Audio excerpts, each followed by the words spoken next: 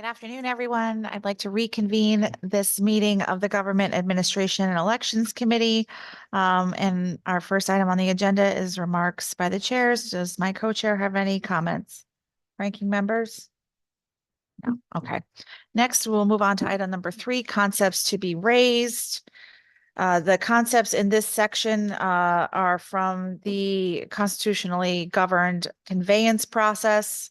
Items 1 through 11 are conveyances that have been requested by the deadline, which is today, for conveyances to move forward. The chair would entertain a motion to raise concepts 1 through 11 in accordance with our land conveyance process. So moved. Second. Motion has been made by Representative Blumenthal, seconded by Representative Morin-Bello. Is there any discussion?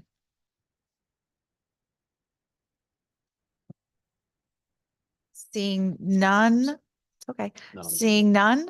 I will just briefly add that this is the start of this process. We will have a public hearing in the coming weeks on each of these proposals. The details on these requests are all on our committee website, in addition to the questionnaire that we send to the people requesting these conveyances. And we would invite anyone to review that information in advance. And I will just note that the deadline for us to finish action as a committee on this proposal or on these concepts and resulting bills isn't until April. Representative Sampson. Thank you very much, Madam Chairman. Yeah, I'll just, reaffirm what you just said, which is that this is the beginning of the process and that we are simply voting on whether or not we're going to hear testimony on each of these conveyances going forward, not whether we would necessarily support them at the end of the process. But I would strongly encourage folks that have an interest in each one of these conveyances to please show up for that public hearing when it does happen. In previous years, we've been very disappointed in the lack of testimony, even from people who are asking for conveyances for their own communities. I mean, I think the least you should do is be able to show up and ask us and give an explanation of what needs to take place. So I would just strongly encourage folks that are interested, for or against, to make their voices heard. Thank you, Madam Chairman. Thank you, Senator. Are there other comments or questions?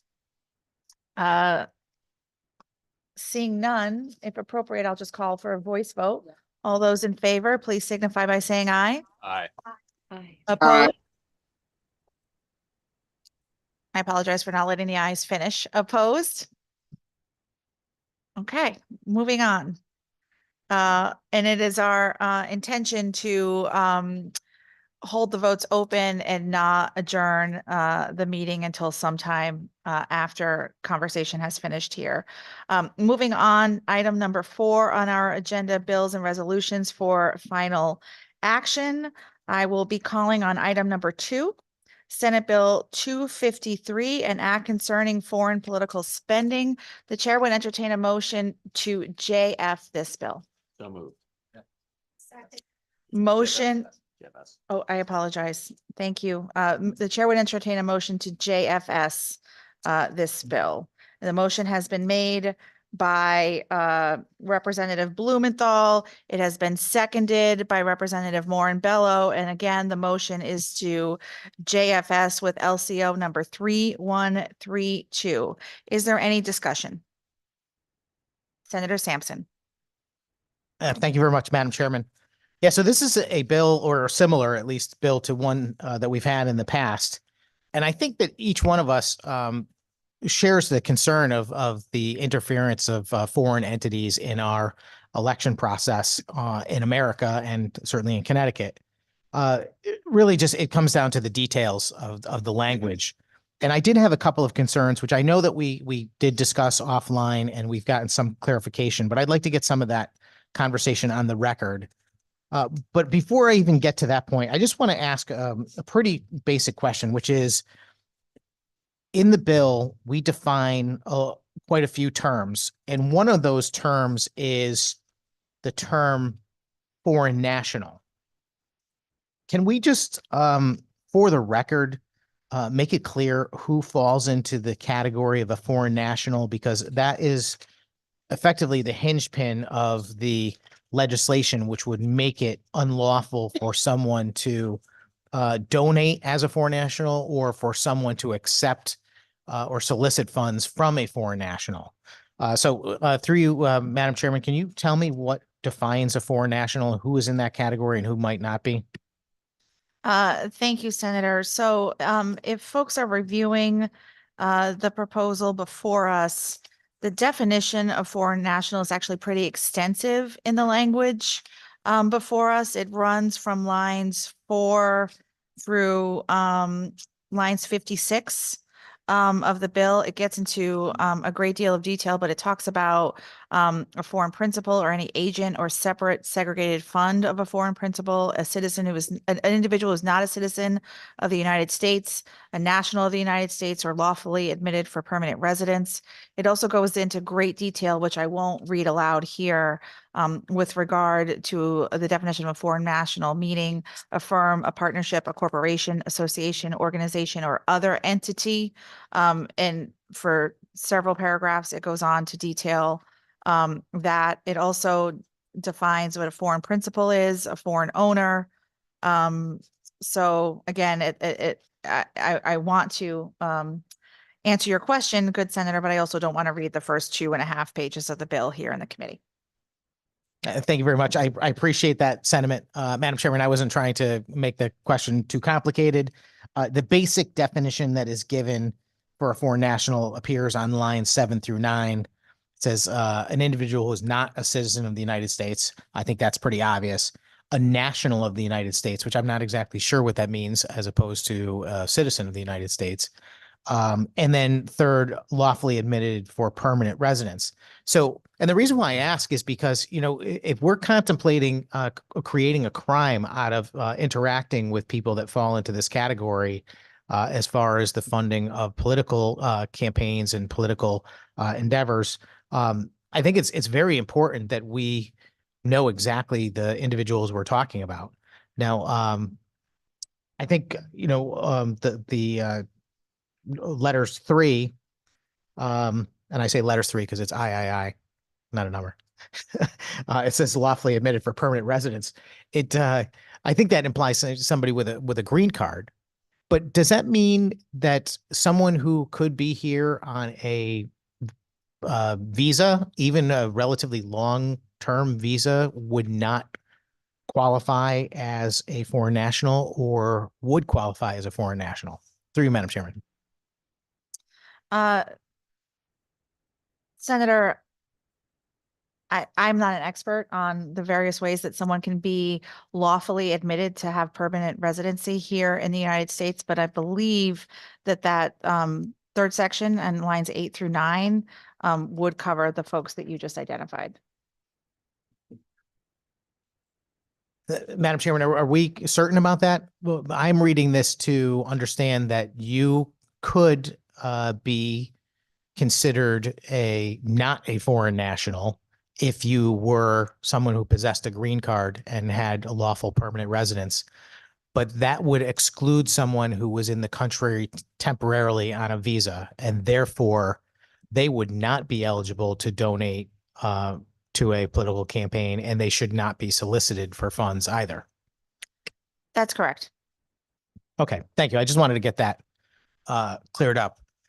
I think that raises the largest red flag for me in this bill, mostly because the bill itself, while it's certainly well-intentioned, I mean, we do not want, you know, foreign governments interfering in American politics. I mean, absolutely. Everyone agrees with that. The question is, you know, how do people on the street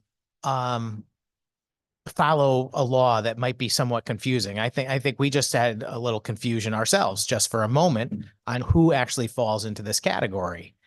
And that makes me wonder whether or not someone who is, you know, friendly with a political candidate and is asked to show up at a, you know, pizza party fundraiser or something like that and donates $10 to a political campaign, but it turns out that they're here on a student visa. I believe that would be a violation under the language before us. Am I correct about that, Madam Chairman? The good senator, it already is a violation for someone to do that, but it also talks in existing language. If you look at lines 111 and 112, and I believe there are other references similar to this that you would have to knowingly and willfully violate. So if you did not knowingly accept that contribution in the scenario that you just described, if you did not willfully act in a way to violate the law, it wouldn't, that scenario wouldn't get you in any sort of, um, wouldn't violate the provisions of this. Madam Chairman, I'll just say this. I'm not on the willfully and knowingly conversation yet because that is something that I know we discussed offline, and I do want to get there. But to me, that's not the concern at this point. The concern is who was actually eligible or not. Is someone who holds a visa, even if they've been here for a couple of years, they're on a student visa, they're studying to be a scientist at UConn, whatever. Are they not eligible to donate to a political campaign?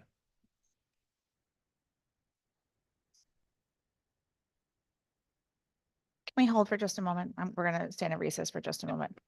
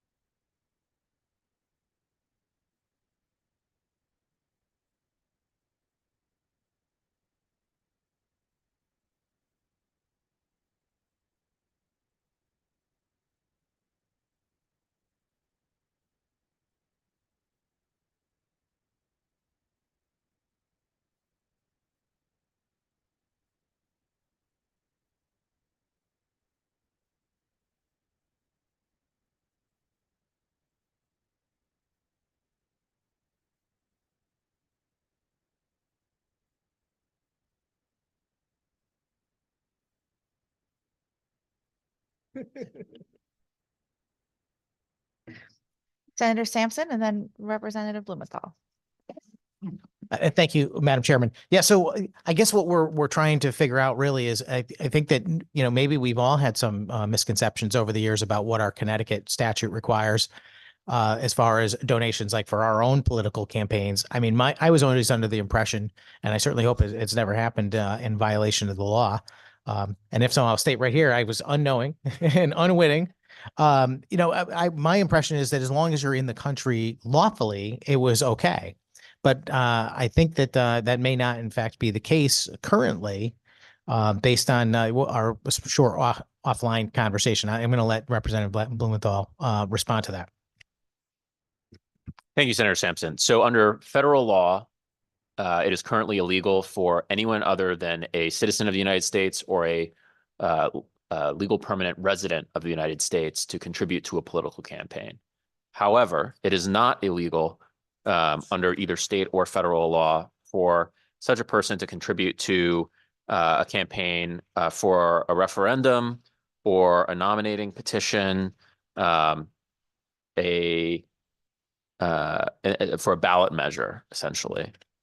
And so this would fill that gap. The definition of foreign national is actually in this bill is derived from the same definition that's in federal law banning any foreign national from contributing to political campaigns of a candidate. To you. Through you, Mr. Chair. Understood. I appreciate that, Mr. Chairman. It definitely clears it up, although I'm a little concerned that I'm not sure how many people on the street or even our fellow colleagues or candidates are going to be able to make a conscious distinction between who is in fact a legal permanent resident alien versus someone that has been here even for a couple of years on a visa. And I just don't want to see anyone get in trouble is really my problem for doing something innocently. And I know that I had originally asked on line 144, it says new language, any person who solicits, accepts, or receives any contribution or covered transfer from a foreign national. And my first instinct was, does that cover people that are doing it knowingly? And we have had clarification from our very fine LCO attorneys that it does point back to another statute that does make it clear that it has to be willfully and knowingly. So I'm satisfied with that. The only thing that I would say is that, you know, we're all and candidates across the state, incumbents and otherwise, are going to solicit campaign contributions in many different ways. They're going to solicit by direct mail. They're going to hold events. They may run, you know, radio or television ads asking for funding. And in that respect, they are knowingly and willfully soliciting funds from people. I'm quite certain that this would have to be narrowed down to the fact that you are purposely walking up to someone that does not qualify as a foreign national, or that qualifies as a foreign national, and to solicit and accept the fund for them to be in a violation here. Can you give me any reassurance that we're not crossing any bright lines that might get some otherwise, you know, completely honest candidate or you know, someone who is here on a visa into trouble? I Yeah. appreciate the scenario that you've laid out here, Senator, and I think we'd have to look at previous adjudications on similar type issues. So in the scenario that you were laying out where, you know, there's a direct mail communication, there were other means of soliciting these contributions, I would say that if someone was included in that grouping and you could demonstrate that you did not know their status and they received that solicitation, I think that would be certainly an exception under knowingly or willfully soliciting from someone who is a foreign national. However, I would posit that if you sent a mailer specifically to a group of people who identify themselves as foreign nationals and ask them for campaign contributions, that would be an example of knowingly and willfully violating the provisions of this legislation. Representative Blumenthal. Yeah, thank you. And just for clarification purposes, the knowingly or willfully mens rea standard would require the government to prove beyond a reasonable doubt that the person making the solicitation knew the prohibited status of the people they were soliciting from and solicited from them anyway. Thank you, Madam and Mr. Chairman. I appreciate those clarifications. I would just one, maybe to put a fine point, or maybe I'm a little overkill on this, but they would have to willingly and knowingly know the status of the person, or that status prohibited them from and that they were actively engaging in a crime effectively is what I'm asking. The latter. They would have to know not only the prohibited status, but that they were prohibited. Understood. Okay, well, that makes me feel a lot better about the bill and the language that we have before us today. I do have some reservations about whether or not our colleagues and other folks in the state are really familiar enough with the distinction between someone who is here on a short-term kind of visa versus someone who is a permanent alien.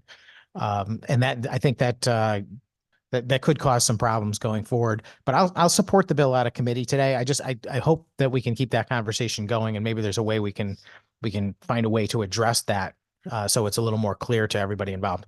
Thank you, Madam Chairman. Thank you. Are there other comments or questions from members of the committee? Yes, Representative Hoxa.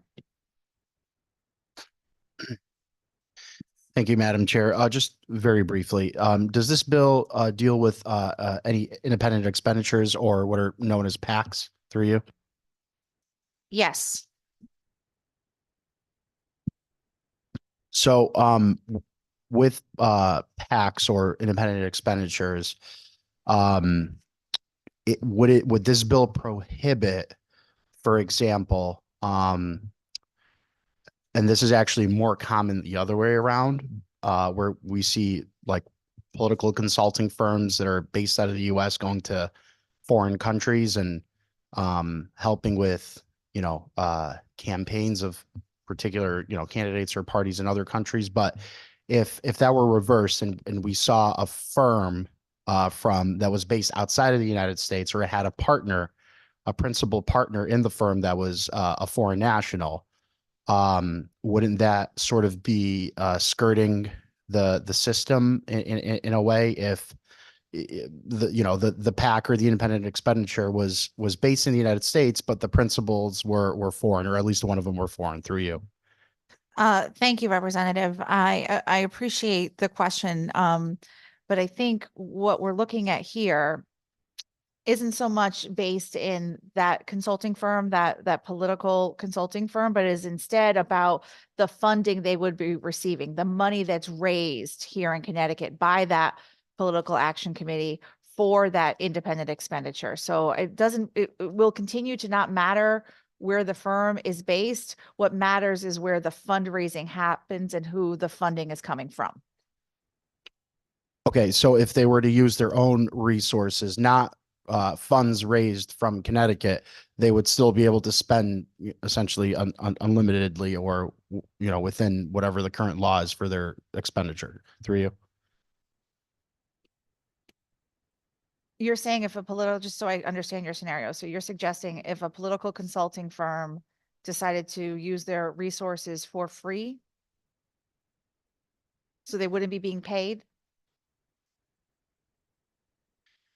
Through you, Madam Chair, if a political action committee, let's call it, or an independent expenditure, because I know they're a little bit different than a political consulting firm. So let's just say independent expenditure. If the funds that they were raising, well, first of all, would they even be able to raise any funds from Connecticut? According to this bill, would this bill make it so that they wouldn't even be able to raise any funds through Connecticut residents through you? Thank you, Representative. I'm genuinely trying to understand who the they is that you're asking about. I think I'm trying to get what you're saying, but I'm not sure, like, what entity are you talking about raising money? So an independent expenditure group, right, called ABC for a Better Connecticut, whatever, has a foreign principal, whether on the board or however the company is structured. Because of that person being a foreign principal, would that then bar the whole independent expenditure company from raising money in Connecticut to pay for political ads of any type through you? What really matters is where the political contribution is coming from. So it doesn't matter what entity is spending the money or being paid. What matters is where the contribution is coming from. Okay, understood. So then that would mean that this hypothetical group would not be able to take in donations from Connecticut citizens, Connecticut residents, correct? Through you? Again, I'm not really sure what like, are you talking about the consulting firm? Or you're talking about the political entity that's set up? If a political committee is set up and they accept money from foreign nationals, they would not be able to spend money in Connecticut. That's what this bill would do. Okay, so they, in this instance, would be the independent expenditure group. It would not matter that one of their principals, let's say, is a foreign national. It would only matter if the money that they're using to spend on political activity comes from foreign nationals. That's correct. Okay, all right, then that cleared it up. Thank you very much. Welcome. Are there any other questions or comments from members of the committee? Okay, seeing none, Madam Clerk, will you please call the roll on Senate Bill 253 with JFS language LCO number 3132? Flexer, Senator Flexer votes yes. Blumenthal, Yes. Slack, Morinbello. Can you put your microphone on, please? Thank I'm you. sorry. Yes. Thank you. Sampson, Sampson is yes. Master Francesco, Yes. Burger Gervalo, Yes. Bronco, Yes. Carpino, Yes. Haddad, Representative Haddad votes yes.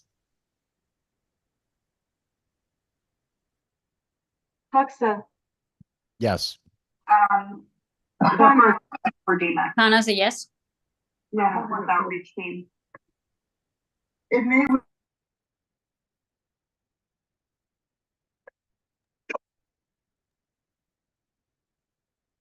Labriola, Labriola votes yes. Marks,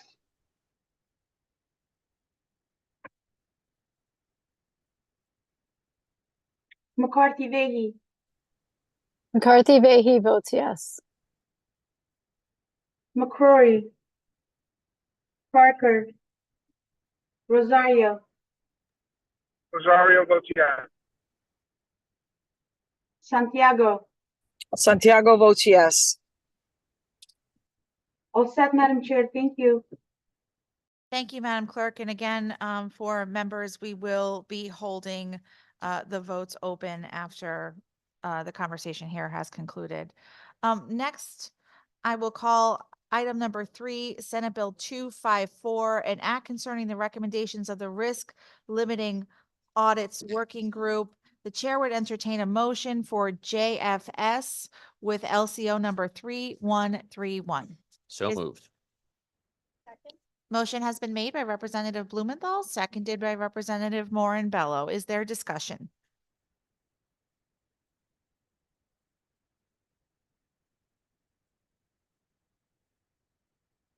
Representative Master Francesco. Thank you, Madam Chair. I know we've done this bill last year, and I'm wondering, the bill we did last year passed out of committee, no problem. Is there anything different in this year's bill compared to the last one? Did you know, was there any significant changes? Thank you, Representative, for the question. I think the main changes in here have to do with the pilot program that's going to be launched. And there's also some changes in here, I think, relating to, I mean, we have passed this bill in the past. It hasn't actually happened as policy because it hasn't been funded. And so there may be some changes in here as well that relate to that lack of funding, but I'm hopeful this year we might actually see the funding move forward. Okay, thank you. So nothing significant from the prior year, except for possibly the pilot program would be the only difference that is that correct? I understand? believe so. Okay, thank you very much.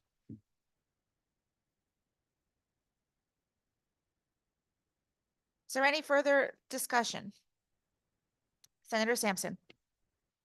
Thank you, Madam Chairman. I know that when we had the public hearing on this recently, there were a number of folks who came before us and testified and offered some additional contributions and suggestions for how the process could be improved. We also heard, of course, from the Secretary of State, who had some concerns about the original draft of the bill. I know those changes were adopted in the substitute language, but were any of the recommendations of the public testimony adopted as well? Thank you, Senator. So the proposal before us The bill did come from the Secretary of the State's office, which led that, that working group, or they were a key part of that working group. And so the substitute language before us reflects the changes requested by the Secretary's office, but does not reflect any additional changes that may have been proposed during the public hearing. Understood. Is there any plans to take a look at the recommendations from the public and maybe review and potentially incorporate any of them? Thank you for the question. We looked at some of those recommendations. We certainly heard them in the public hearing when this bill was heard, but we chose to move forward with the changes outlined by the Secretary's office, given, you know, their work on the working group and their leadership. And I'd also note that the voter center, the Yukon Voter Center that worked on this working group as well, didn't endorse substantial policy changes to the legislation. So I think we could look at that moving forward. As you know, Senator, we're always willing to have conversations, especially if there's a favorable outcome today and this bill moves to the Senate floor. Looking at any additional changes would certainly be considered. I appreciate that, Madam Chairman. And the reason why I bring it up is, and I don't want to put 100% authority in the hands of the folks that testified that they know better than we do, or the Secretary's bill was drafted in a certain way. But I do remember there were a number of points brought up that I thought were quite valid, particularly the notion that the process lacks an element of transparency, being that it's going to be run effectively through the Secretary of State's office without pretty much any other oversight other than the folks at Yukon that will help with some of our election data, review and that sort of thing. I wish I had something more concrete to offer at this point, but I'm going to make a point of trying to take a harder look at some of that testimony and bring it to you at some point before this bill reaches the next stage, presuming it makes it out of committee today, which I think it will, because I think we're all very much in support, at least of the concept of risk limiting audits, and we want to see it be as successful as possible. I would just like to get it right, and I know that you would as well. So I'm gonna take that on myself to dig in a little bit further and see if there's anything that we may have missed that might have improved the process. And I'll just remind everyone that one of the reasons we're doing this is because we want to restore confidence in our election process as much as possible, and we want to make people confident that we're actually doing what it takes to make sure our elections are legitimate in this state. And if the public is coming forward with concerns about how we're going to do our audits, I don't think that's good either. I think we've got to give them confidence that our audits are going to be as valid as the election is itself. So I'll work on that, Madam Chairman. Thank you for your desire to work together on it and move a piece of legislation like this, which I think does move us in the right direction. Thank you. Thank you. Thank you, Senator. Are there other comments or questions from members of the committee? All right, seeing none, Madam Clerk, would you please call the roll? Sexter, Yes. Blumenthal, Yes. Plath, Morin-Bello, Yes. Sampson, Mastro Francesco, Yes.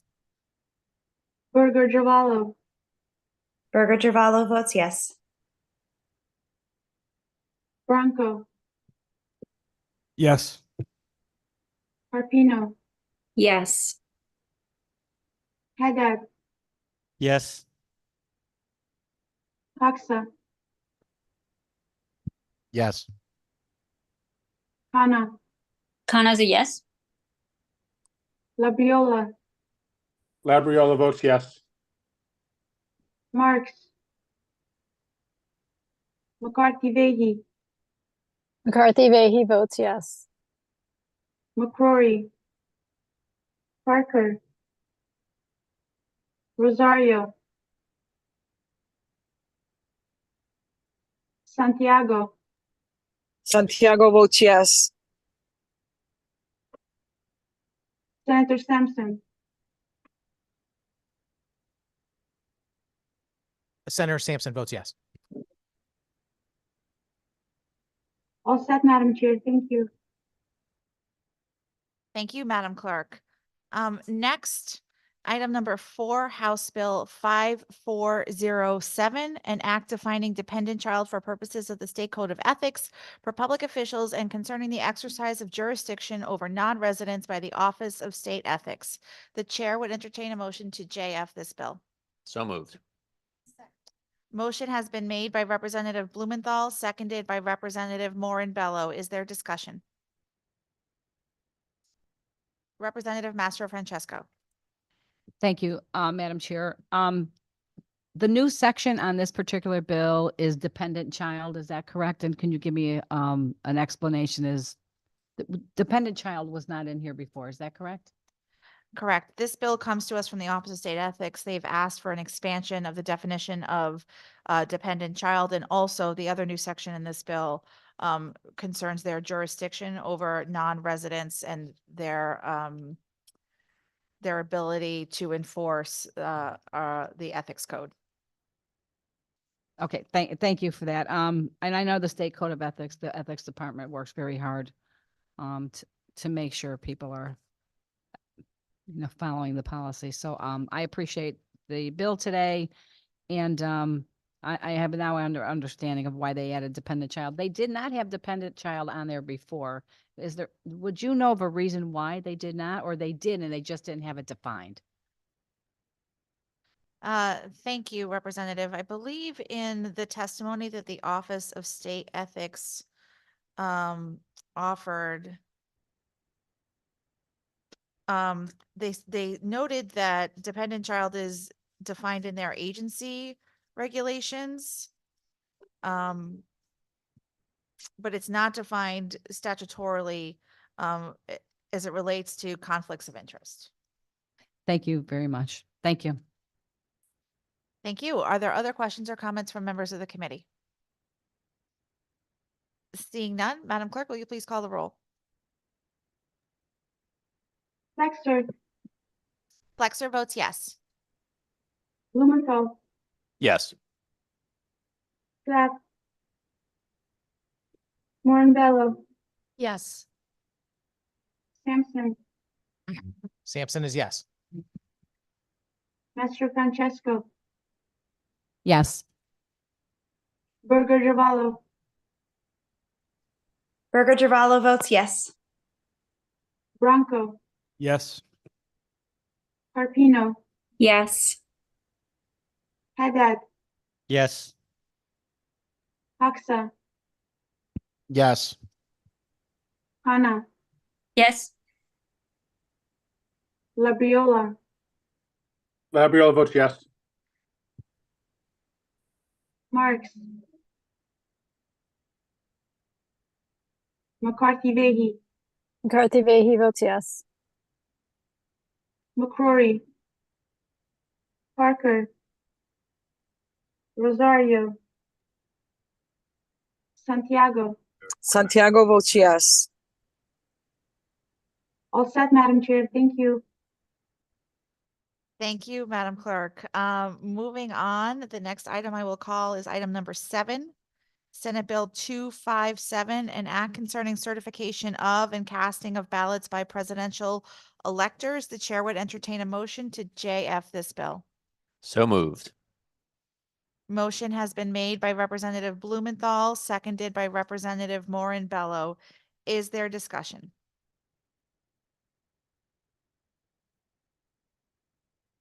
Seeing none? Oh, Senator Sampson. Thank you, Madam Chairman.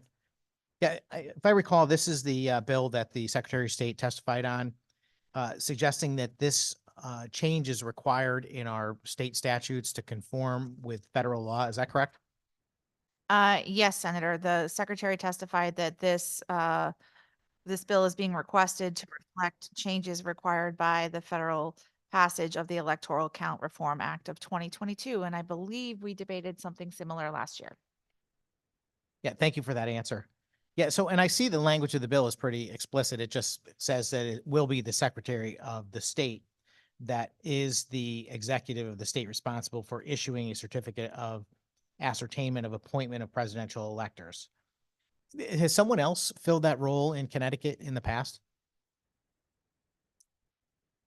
To my knowledge, Senator, no, it's consistently been the Secretary of the State, but the Electoral Count Reform Act requires that that person be explicitly designated.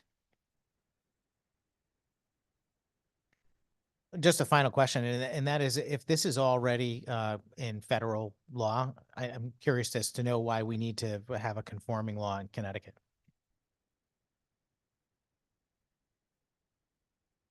So Senator, your first question had to do with if it's ever been anybody other than the secretary. And while it has historically always been the Secretary of the State that's filled this role, the current law or the default, it goes to the governor.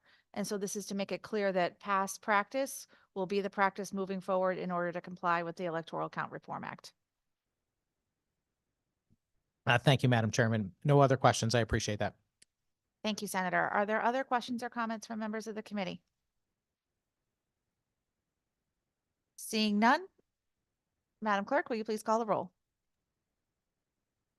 Texter, Lexer votes yes. Blumenthal, Yes.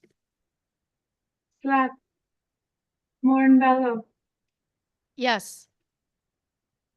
Sampson, Sampson is yes. Master Francesco, Yes. Burger Givallo, Burger Givallo votes yes. Bronco, Yes. Carpino, Yes. Haddad, Yes. Hoxa, Yes. Hana, Yes. Labriola, Labriola votes yes. Marks, Senator Marks votes yes. McCarthy Vehi, McCarthy Vehi votes yes. McCrory, Parker, Rosario, Santiago, Santiago votes yes. all set, Madam Chair. Thank you. Thank you. Next, I will call item number 8, Senate Bill 258, an act concerning the legislative commissioner's recommendations for minor and technical revisions to the government administration and election statutes. The chair would entertain a motion to JF this bill. So moved. Motion has been made by Representative Blumenthal, seconded by Representative Morinbello. Is there discussion? Representative Master Francesco. Thank you, Madam Chair. I just wanted to verify, these are just minor technical changes to the statutes. Thank you, Representative. This legislation comes to us from our esteemed attorneys that we are so lucky to work with. Good chance to say that. In the Legislative Commissioner's Office, every year they have some changes that are simply technical in nature to the statutes, which this committee has cognizance over, and that's what this bill does. Thank you, Madam Chair. Thank you, Representative. Are there other questions or comments from members of the committee? Seeing none, Madam Clerk, will you please call the roll? Flexer, Yes. Blumenthal, Yes. Schlatt, Morinbello, Yes. Sampson, Sampson is yes. Master Francesco, Yes. Burger Givallo, Burger Givallo votes yes. Bronco, Yes. Carpino, Yes. Haddad, Yes.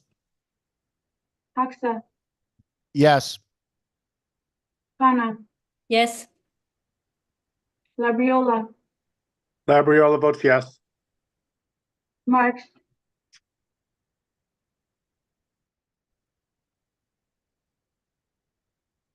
Senator Marks, McCarthy Vehi, McCarthy Vehi votes yes. McCrory, Parker, Rosario, Santiago, Santiago votes yes. all set, Madam Chair. Thank you. Thank you, Madam Clerk. Next, I'm going to call item number 10, Senate Bill 259, an act concerning contracting with quasi-public agencies under the State Code of Ethics. The chair will entertain a motion. So moved. Motion has been made by Representative Blumenthal, seconded by Representative Morin Bello. Is there discussion? Senator Sampson. Thank you, Madam Chairman. Can you just give us a synopsis of what this bill hopes to achieve?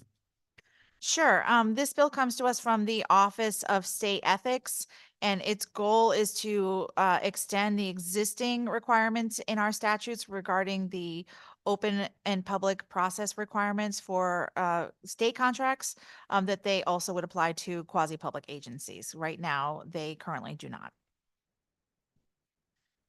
Thank you, Madam Chairman. Does this apply to all contracts that the state might enter into with the other entities and now quasi-publics if this passes? Thank you, Senator. So again, this legislation is basically saying right now there are certain restrictions in place with regard to how a public official or a state employee or their immediate family member or their business have to enter into state contracts with agencies. This extends that to cover quasi-public agencies as well. Any contract of $100 or more. Thank you, Madam Chairman. That's what I was looking for, is it's basically pretty much all contracts except for very, very insignificant, very small dollar amounts. I think this is good legislation. I wholeheartedly endorse the idea that we expand our ethics protocol and protections to quasi-publics in this manner. And I'll certainly support this bill today. Thank you. Thank you, Senator. Are there other questions or comments from members of the committee? Seeing none, Madam Clerk? Flexer, Flexer votes yes. Blumenthal, Yes. Glad, Morin Bello, Yes. Sampson,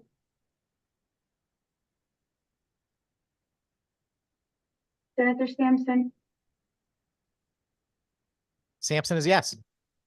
Master Francesco, Yes. Burger Giovanni, Burger Givallo is a yes. Bronco, Yes. Carpino, Yes. Haddad, Yes.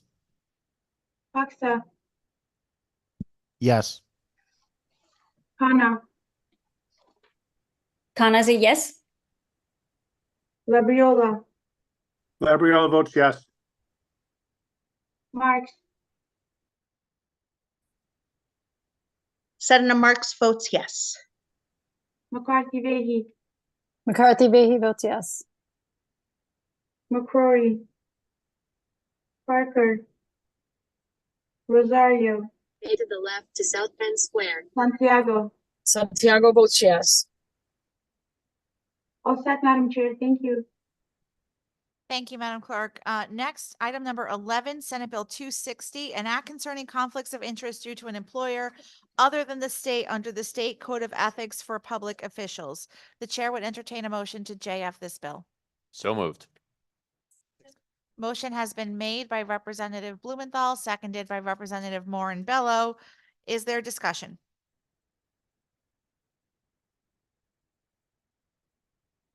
Senator Sampson.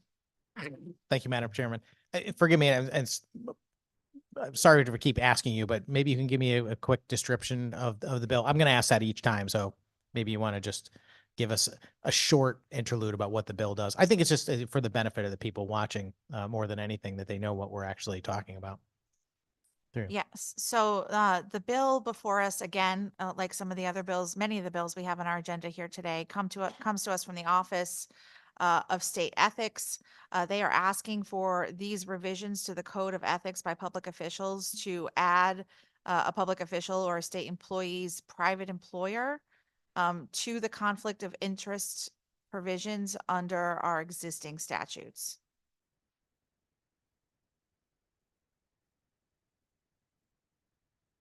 Thank you for that answer, Madam Chairman. I appreciate that very much. So the gist of this really is that we're going to begin incorporating the spouse of an employee something that I don't think has been in our laws in the past. Was there a specific incident or um, occurrence that might have led to this policy coming before us? Through you? Thank you, Senator. I appreciate the question. The Office of State Ethics didn't detail that in their testimony. They didn't give any specific examples that led for them to specifically propose this. I don't believe that came up. I know it's not in their written testimony. I don't believe it came up in the conversation and debate we had that day during the public hearing. In the bill, on line 31, it says a substantial conflict regarding a matter that concerns a direct monetary gain or loss. And I'm just curious, maybe we can describe for the committee what constitutes a substantial conflict? Thank you, Senator. Representative Blumenthal.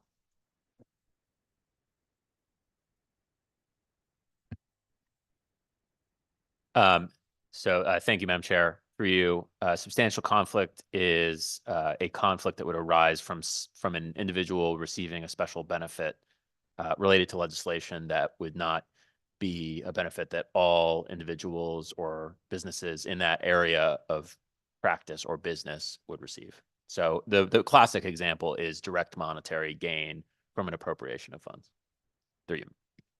Thank you, Representative. Senator Sampson. Thank you, Mr. Chairman, through you, Madam Chairman.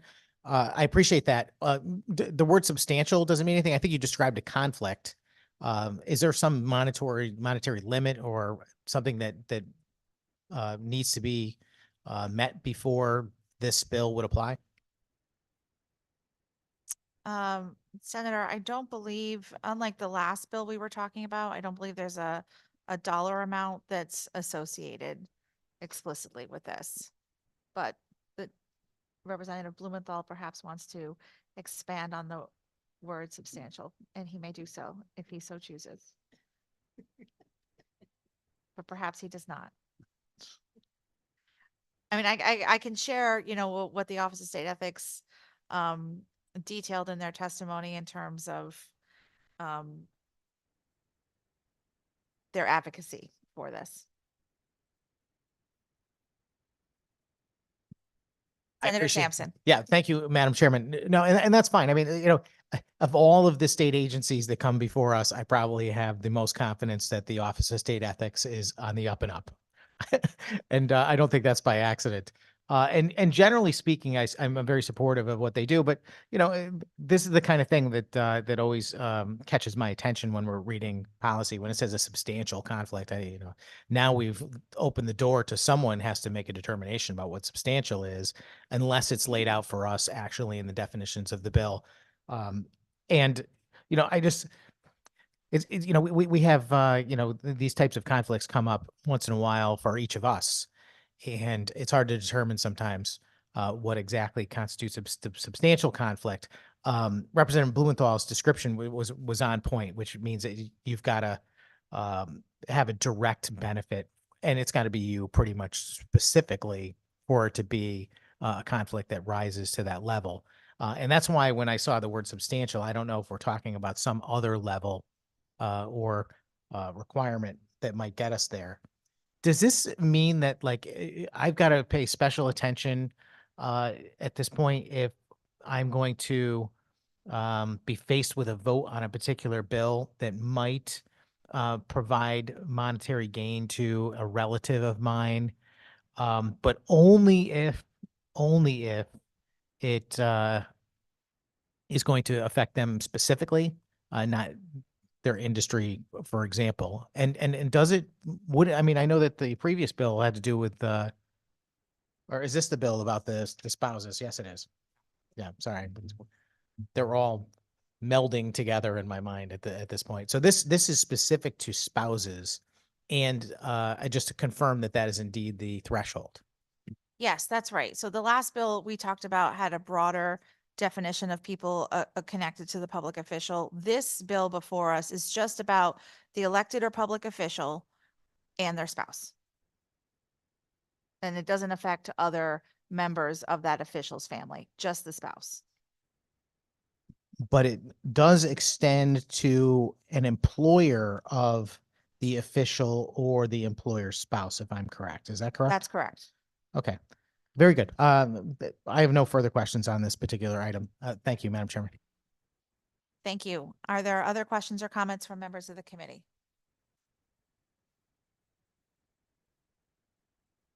Seeing none, Madam Clerk, will you please call the roll? Dexter, Yes. Blumenthal, Yes. West, Bello, Yes. Sampson, Sampson is yes. Master Francesco, Yes. Burger Givallo, Burger Givallo votes yes. Bronco, Yes. Carpino, Carpino votes yes. Haddad, Yes. Hochstadt, Yes. Khanna, Khanna votes yes. Labriola, Labriola votes yes. Marks, Oops, Senator Marks votes yes. McCarthy Vehy, McCarthy Vahey votes yes. McCrory, Parker, With short term, it's Rosario, Santiago, Santiago votes yes. all set, Madam Chair. Thank you. Thank you, Madam Clerk. Next, we will take up item number 12.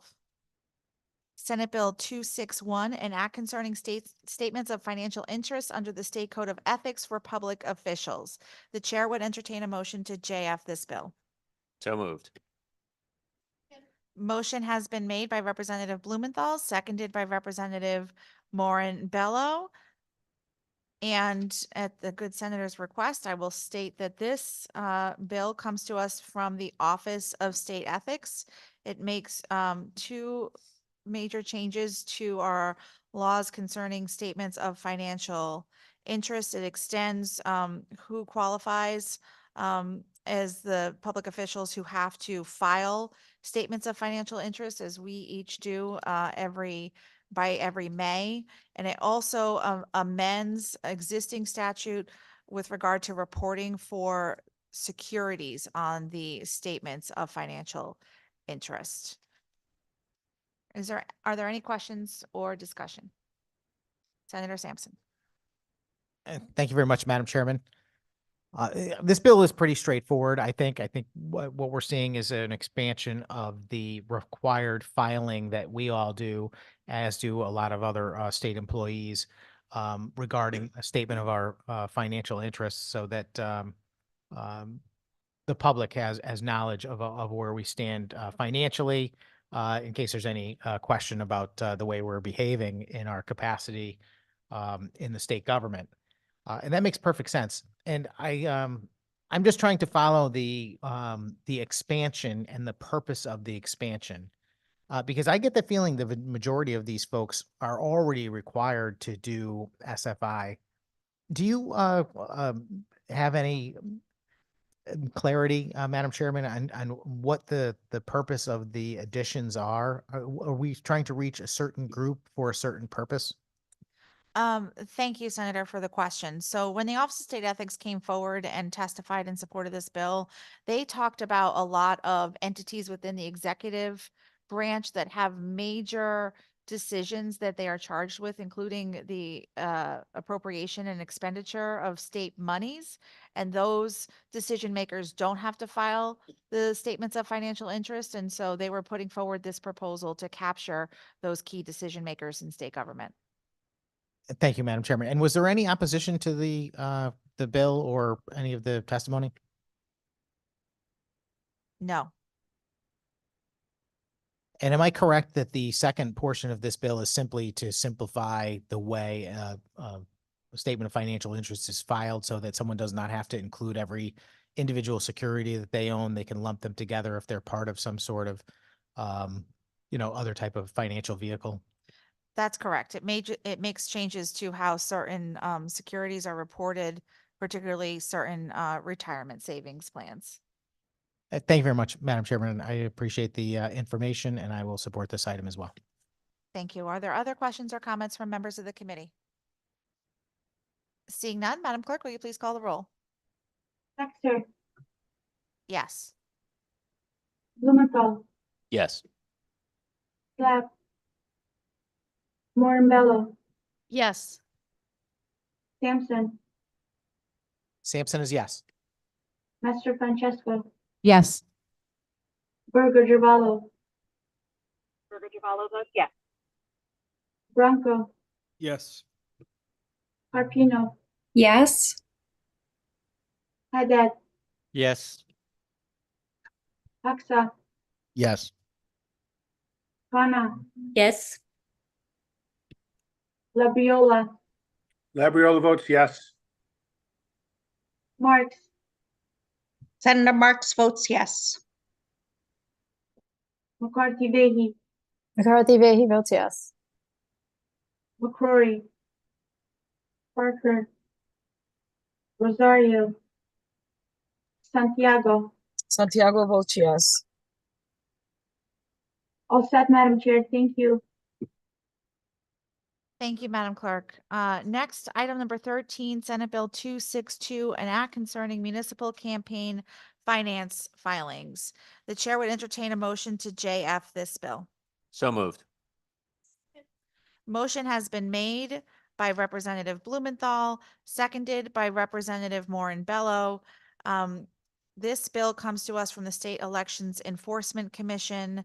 This is a proposal we've seen in various forms over the last couple of years, and it expands on the work that the commission did several years ago with the pilot program for having municipal campaign finance filings stored with the State Elections Enforcement Commission. Currently, municipal political committees and candidates file with their town clerk's office. The commission is asking for those filings to now be filed with their office and therefore be subject to better public disclosure and being in their online eCRIS system. And while this bill, again, as I mentioned, was requested by SEEK, the bill did also receive support from various other stakeholders, including the town clerks who currently are responsible for maintaining these municipal campaign finance filings. Are there any questions or comments from members of the committee? Representative Master Francesco.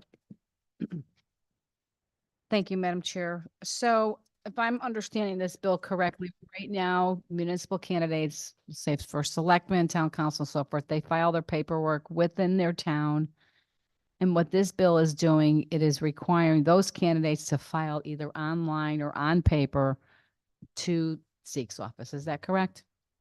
Thank you, Representative. I think that is mostly correct, but I think SEEK's current practices is that it's all online. There's nothing on paper anymore. Okay, so they would, will they still have an option of filing it within their town by paper? And then the town go into the site and register it through you? I don't believe so.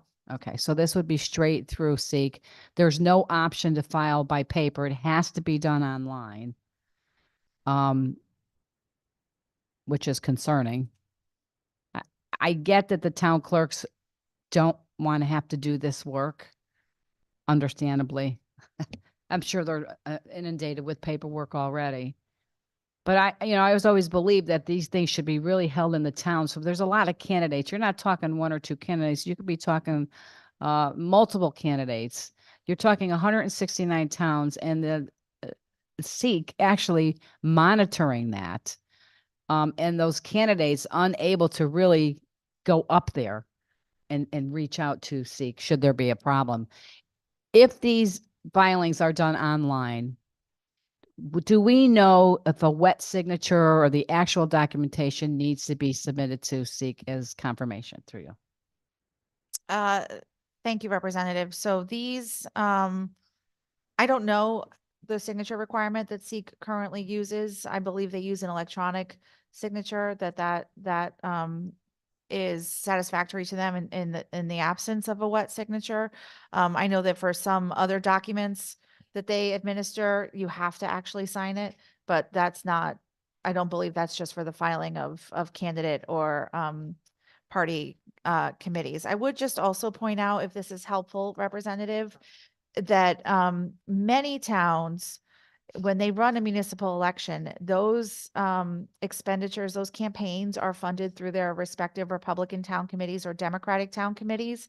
And all of those committees currently submit their filings through the State Elections Enforcement Commission. So I know that we have a lot of variety across the state of Connecticut, but I'm pretty confident that at least in the 9 towns that I represent, I think there were almost no candidate committees that were filed outside of the Democratic and Republican town committees. And so all of those expenditures were already filed through Seek system, not through the town clerk's office. So I just say that as a way to allay what I heard, maybe some of your concerns about 169 entities suddenly flooding the system. I actually would argue it's probably going to be a lot less, because there are very few, there are a lot of towns where the campaign is just run through DTCs or RTCs, which already only file through Seek and not through the town or city clerk. Thank you.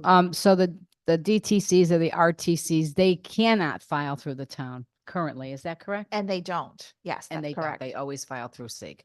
But local candidates, somebody say running for mayor or wanted to run as a town council member or on an independent party line and so forth, they currently right now file with the municipality. Is that correct? It really depends, right? I know a lot of people run for mayor and they run through their Democratic or Republican town committee. It's going to depend on the community. I think there's a lot of variety depending on size, but if someone wanted to establish their own candidate committee, Jane Smith for mayor, that would currently be filed with the town clerks, and this legislation would change that. So it would have to be filed with the State Elections Enforcement Commission and be stored under the ECRIS system. Okay, thank you. And I guess what I get concerned about is more of an inconvenience for the person who's running for office as opposed to the town clerks or Seek. Maybe they don't have access to a computer. They can't go online. Do these people now, if this should be the process going forward, will they need training on how to use the system? They might need training. I would offer that Seek, as we all know, runs regular trainings for treasurers and how to do the filings, to use the system, to use the ECRIS system in particular. Those trainings are all now done online, and they do them, I believe, several times a year. Well, I'll stop making my case for the bill, but Yeah, I understand. And I see that the person who is running for office obviously will need to have some training if they decide not to go through their town committee to file this paperwork online, and also takes the responsibility away from the town and puts it more onto Seek, which again, the towns almost losing control of their municipal elections, that they can't see the paperwork. They don't have it. It's not being filed with the town, which is one of my concerns. Do we know, Madam Chair, have there been complaints to the towns or to Seek that municipalities were not cooperating with their candidates, and that's why they want this system, people to be filing online through Seek? What is the purpose of it, I guess, is what I want to know. I appreciate the question, Representative. And I actually think that the purpose, I don't know that they've received complaints. They didn't detail that in their testimony, that they've received complaints that people had trouble filing with the town clerks. I think the complaints actually came in the other direction, that it's very hard to get access to those records. So right now, if you want to see how much money Jane Smith for mayor is spending on her campaign, you have to go to that town clerk's office during working hours and get a copy of those records. And I think Seek's argument, and my argument would be, if we switched it to this system, right now, when you and I run for office, people have regular updates on how we're spending our campaign money. money.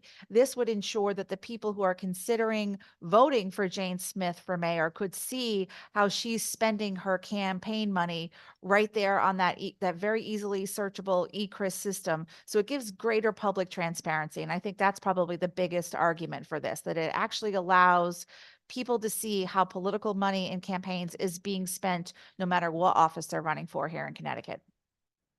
Thank you. But we don't have any, I haven't, and I haven't heard it in my town, and I'm sure, listen, no town is perfect, and Seek clearly is not perfect. As much as someone may complain to their town that they may not be able to get the information, I would venture to guess that it's double the amount of people complaining about Seek or any state department. So it's common. People are going to complain. Nothing is obviously going to be smooth for people. And I understand what they're trying to do is streamline the process. But I just get overly concerned is when the State Department, the state has another piece of a municipality service that they provide that is taken out of their hands and putting into the hands of the state. And that certainly is my concern. And listen, there's people that like to deal with their local towns and they want to file that paperwork with their towns, which I think is fine. If this was an either or, listen, you have the option, you can file it online with Seek. Here is the website you go to and you can sign up there. You can file there, or you can file it with your town clerk. That's not an option today. Today it's either or. Am I correct? You either file with the town, or when this passes, you'll only have the option of filing with the state. Is that correct? Yeah, that's correct. Yeah. I think it was an option so we can kind of accommodate everyone, either or. I would be more able to support the bill as it's written today. But seeing that there's no option and it really is taking control away from the municipalities, that's the part of it that I struggle with. I don't have any further questions, but thank you for answering them. Thank you, Representative. Are there other questions or comments from members of the committee?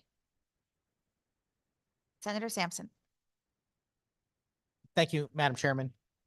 Yeah, I concur with some of the comments Representative Master Francesco made on this particular proposal. The number one thing that I think I would point to is simply just the manpower that might be necessary to process, monitor, and record this information. It seems substantial to me. I certainly take into consideration your commentary about how some of this is already being done, and that it's not going to be 169 towns suddenly flooding the system. That being said, is there a threshold to which candidates have got to do this filing based on their office or the amount of campaign contributions that they've received or are spending? Can you let me know what that threshold is? Thank you, Senator, for the question. So I believe right now, when someone files that they're running for municipal office, they have to fill out a form. I believe that's called the Seek 1A, and that threshold is $1,000.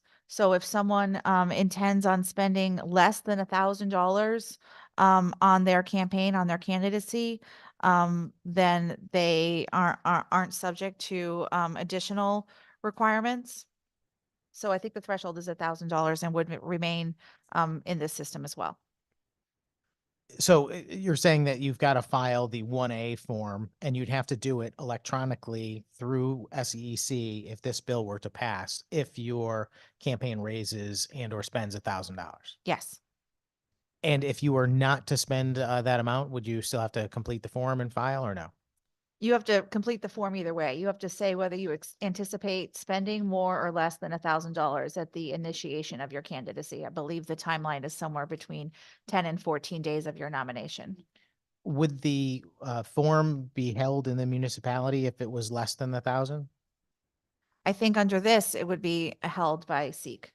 Regardless of the circumstances. That's right. Yeah, one of the things that I've noticed in recent years is just the extent with which the State Elections Enforcement Commission has asked for additional information and details about political campaigns, asking for more and more documentation, copies of mailings, copies of actual video from commercials and things like that. Things that, they in previous years had been satisfied simply with a receipt, that you bought a particular ad. Now they want to actually see the ad. I have some concern about that. I don't know that political campaigns necessarily need to be 100% entirely public. I mean, people who run political campaigns are, have trade secrets, and the way they market to different aspects of the population and so forth, is something that might separate a good campaign from a bad one. And it's not about trying to hide documents from the public. It's just certain restaurants don't share their recipes, to the public because they want to keep that high quality tasting meal on their own without sharing the secret ingredient. I just see that this might be bringing us to a situation where even municipal campaigns might be under more scrutiny as far as the amount of record keeping that has to go on and is imposed on small campaigns. Is there anything in this bill that puts additional requirements on the candidates about their filing requirements other than it has to go to SEC instead of just be filed with the town? Thank you, Senator, for the question, and I appreciate what you're saying. So the legislation before us would take the existing filing schedule and all of those elements, they would be the same for municipal candidates and other political committees that are focused on municipal elections. Those would be identical to what they are now. It would just be that those records are stored in ECRIS that's governed by SEEK. And I would just also add, I appreciate what you were saying with regard to having to submit more information with regard to how a political campaign has been spending its money. But I just want to say for clarity that those examples that you were given are because those candidates are participating in the Citizens Election Program, which has a lot more oversight because it's public funding. This isn't contemplating anything with regard to that level of oversight because this is just about filing these forms in this electronic system so they can be easily searched through their database. It isn't contemplating, shifting that level of scrutiny that we see for the Citizens Election Program onto these municipal candidates. Yeah, thank you very much for that response. I mean, part of it is as far as the I don't want to say secrecy, it's a bad term, but I think you get what I mean, is that the detailed work of the campaign. I'm actually more concerned about the workload, that's being placed on a particular campaign to be able to provide all this documentation, especially for a small campaign. We don't want to discourage people from engaging in the political process, especially at an entry level, on a town level, that kind of thing. I want people to do it. I don't want them to look at it and go, oh, geez, I'm going to have to file all this paperwork. I have to keep track of all these things. And, for a campaign that might be, a few $1,000s at most. I mean, it seems like a lot. So that's one aspect of it. And I appreciate what you said about the Citizens Election Program. Although, are you absolutely certain that the statute that governs the scrutiny that the SEC puts upon the individual items and marketing efforts of a political campaign is contained in the statutes that are specific to participating candidates? Because my understanding is that those statutes apply whether the candidate is participating or not. Senator, I was responding to some of the examples that you gave. I believe they were wanting to see copies of video materials that were made, mailers in terms of the full cost of both the printing, the design, and the distribution of those mailers. If those are the examples you're continuing to ask about, I think those requirements are from candidates that are participating in the Citizens Election Program. Okay, I appreciate that. I'm gonna go do a little research on my own, just for my own satisfaction, so I kind of understand if there are distinctions between participating and non-participating candidates, and really where the bright line is drawn on where SEC can and cannot ask for this type of documentation. Because I see this, just housing this information in the ECRIS system under their purview opens the door for their ability to look for more information and data, which is not necessarily a bad thing. I certainly want to make sure that they are able to do their job and make sure that our political campaigns are clean and ethically run.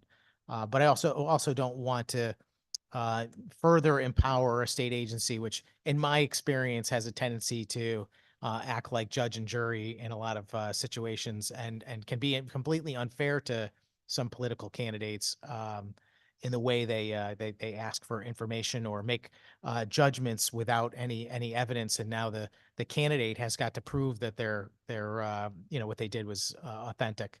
So keeping all those things in mind, I'm going to flag this bill. I'm going to vote no on it today.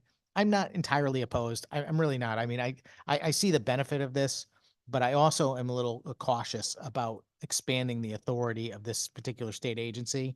I think that they have so much work to do already, and they're, that it's difficult for them to keep up. And for me to be adding more on their plate, I don't see how we can justify that. I don't recall whether they asked for any additional staff, but I do know that there are certain things that have resulted in a somewhat lengthy turnaround, and I'm just going to be cautious for now and try and do a little more homework before we vote for final passage of this particular item. Thank you, Madam Chairman. Thank you, Senator. Are there other questions or comments from members of the committee? Seeing none, Madam Clerk, would you please call the roll? Dexter, Yes. Blumenthal, Yes. Black, Moore and Bello, Yes. Sampson, Sampson is no. Mr. Francesco, No. Burger Givallo, Burger Givallo is a yes. Bronco, No. Carpino, Carpino's a yes. Haddad, Yes. Hoxa, Hox is no. Khanna, Hannah's a yes. Labriola, Labriola votes no. Marks, Senator Marks votes yes. McCarthy Vahey, McCarthy Vahey votes yes. McCrory, Senator Lee McCrory is a yes. Parker, Rosario, Santiago, Santiago votes yes. all set, Madam Chair. Thank you.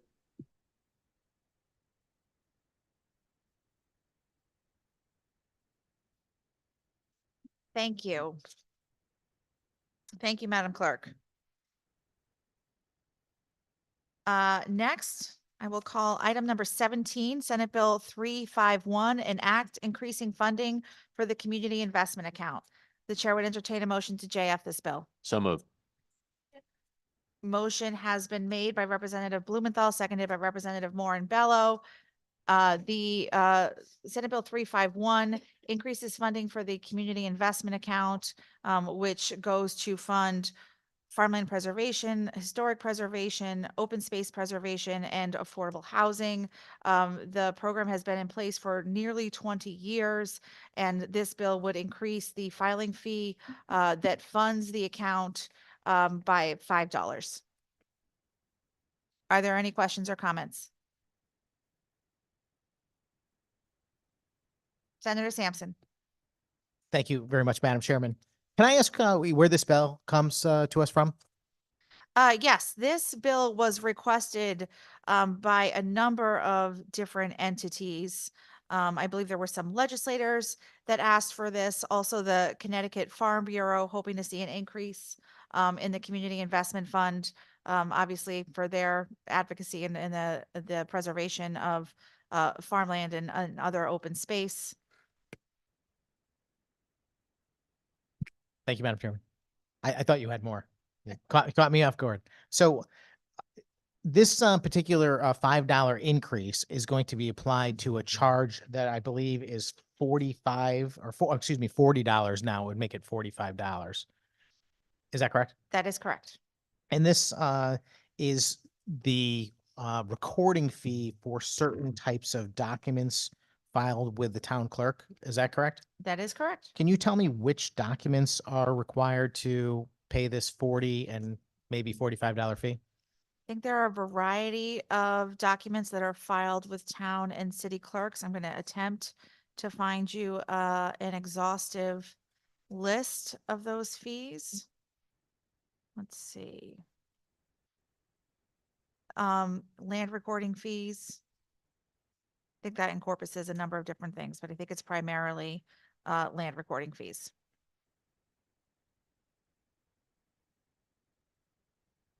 Thank you, Madam Chairman. You're too fast for me. I've got 1,000 documents on my desk here and I'm trying to sort through them and That's hoping why that I you'll, use the computer center.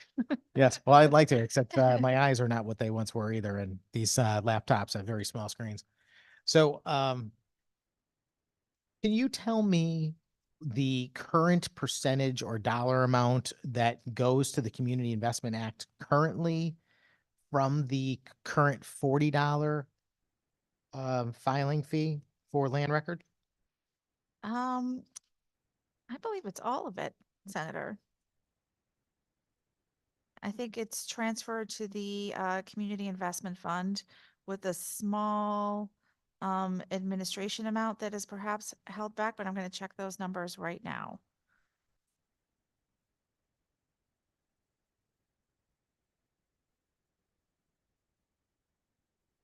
Yeah, there's a small amount to the town clerks and then the rest to the Citizens Election Fund. Right, yeah, no, I'm aware the town clerk gets $1 of the transaction. Yeah, I'm reading through the existing language of the bill also. Does the money that goes into the Community Investment Act fund, is it guaranteed to be spent by that from that fund, or can it end up someplace else? Does it go to the general fund on occasion? Does something like that happen? I appreciate that you asked that question. There have been attempts in the past to take monies from that fund and use it for other purposes, but luckily those efforts in the past have been unsuccessful. And so there was an expansion of the fund about a decade ago to include support for dairy farmers. But other than that, the fund has always gone for the purpose it was originally created to fund. Thank you, Madam Chairman. Yeah, no, I'm actually just reading and I'm discovering that the fund is actually called the Community Investment Account, and it is within the general fund, but it is a separate non-lapsing account. And can you tell me, looking at section 2, which how these the dollars are distributed? And the reason why I'm asking this question is because I'm just curious, since it does lay out how the money is supposed to be distributed based on the current $40 limit, how that will change when it becomes 45. Thank you for the question. So what would happen is right now the monies are equally distributed. And so this increase would provide more resources overall, but that same distribution is laid out as you referenced in section 2. So with the 25% going for affordable housing, 25% for open space, 25% for the Department of Agriculture, which uses that both for supporting their viability grant programs, which primarily supports dairy farmers, and also for their Connecticut Grown Food Program. So the even distribution that's laid out in existing statute doesn't get changed in this bill. It just increases how much money will be going into the fund on an annual basis because of the increase in this fee. Thank you, Madam Chairman. I appreciate that. Although the one thing I would correct is that I noticed that it's not completely even. It's 25% into those 3 state agencies and $10 into the agriculture sustainability account. And I think that's because that currently there's a few dollars that are going elsewhere. So, but more or less, I don't disagree with your assessment. I just wanted to make sure that was on the record, the clarification. So, do we know the status of these accounts currently? The reason why I ask is, I mean, there's a lot of testimony for folks that obviously are connected to these state agencies and are ultimately recipients of these funds. And I don't blame them for being supportive. I mean, obviously they want to have their concerns addressed, and they probably all believe they need more funding for the activities that they're engaged in. But do we know whether or not these accounts are in danger of falling short of appropriate funding, or have they been in surplus in recent years? Do we know the status of any of those items? Through you, Madam Chairman. Senator, I don't know that we know specifically the status of each one of these accounts, but I can just tell you that as someone who's watched this fund and the impact of the Community Investment Act overall very closely in its nearly 20-year history, I can tell you that the people and entities that rely on the funding that comes from the Community Investment Act report that it is something they can rely on, that it has been, I hear about it from the farmers in my district who've been able to have their farmland preserved in perpetuity because of the money that the Community Investment Fund has provided for the preservation of that land. I know that we could certainly review the audit of these accounts from our public auditors and review how the money has been administered. But I think the general feedback has been that these entities both are very satisfied with the way this support works, that it's something they can count on, and that it's executed well by the state agencies that are involved with its distribution. And thank you, Madam Chairman. Yeah, no, and I certainly appreciate that, the folks that are involved in these various organizations and entities that are delivering these services. I'm quite certain they do a tremendous amount of good work.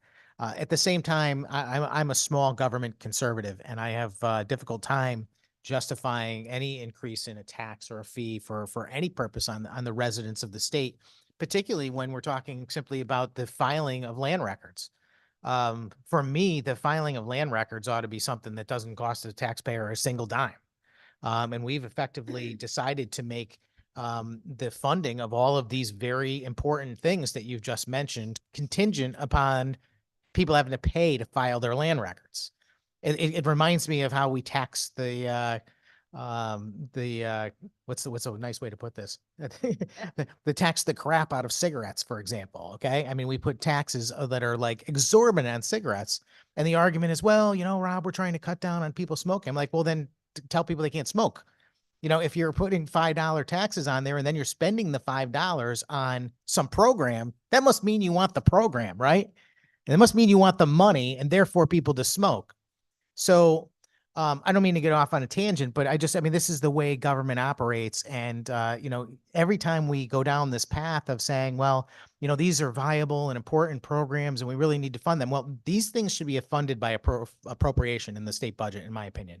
They should not be funded by, some mechanism that should be delivered to the taxpayers free of charge. And I can't support an increase based on that.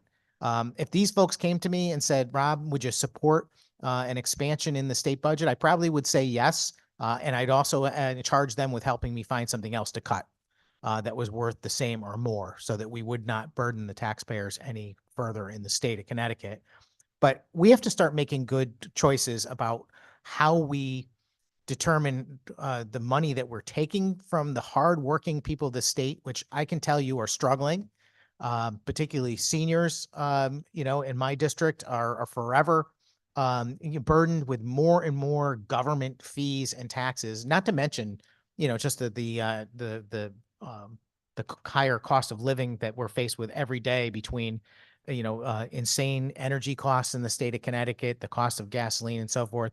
Again, I don't mean to go off on a total tangent here. I'm just trying to illustrate, in some kind of terms that I think the average person can understand that, if we're going to be a state government that has got to operate on priorities, well, we should be comparing those priorities globally and not tying different things to different funds. It never seems to work anyway. I mean, you can ask people on the street and they'll tell you that they remember that the income tax was going to be temporary. It was going to be used only for education, that the casino money was only going to be used for something. I mean, we hear this all the time. And maybe so far, the funding for the Community Investment Act has been good. But I'll give you another example. A couple of years ago, we had the fee added to homeowners insurance policies to pay for crumbling foundations in Eastern Connecticut.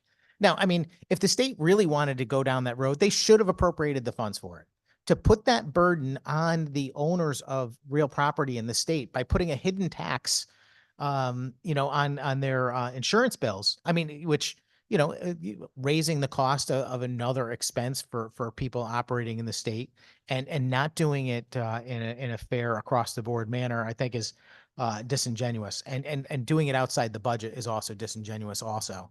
So I mean, I prefer to leave funds collected by municipalities in the hands of municipalities. First off, I mean, to me, that makes the most sense from a standpoint of processing and where the money should go.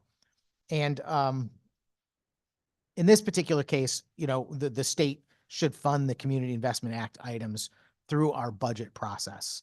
And anyway, without going any further, I'm not going to support an increase of this here, although if folks are interested in these individual good programs, and I'm reading the testimony here, and I don't see anything that I would disagree with, that these things should be a priority.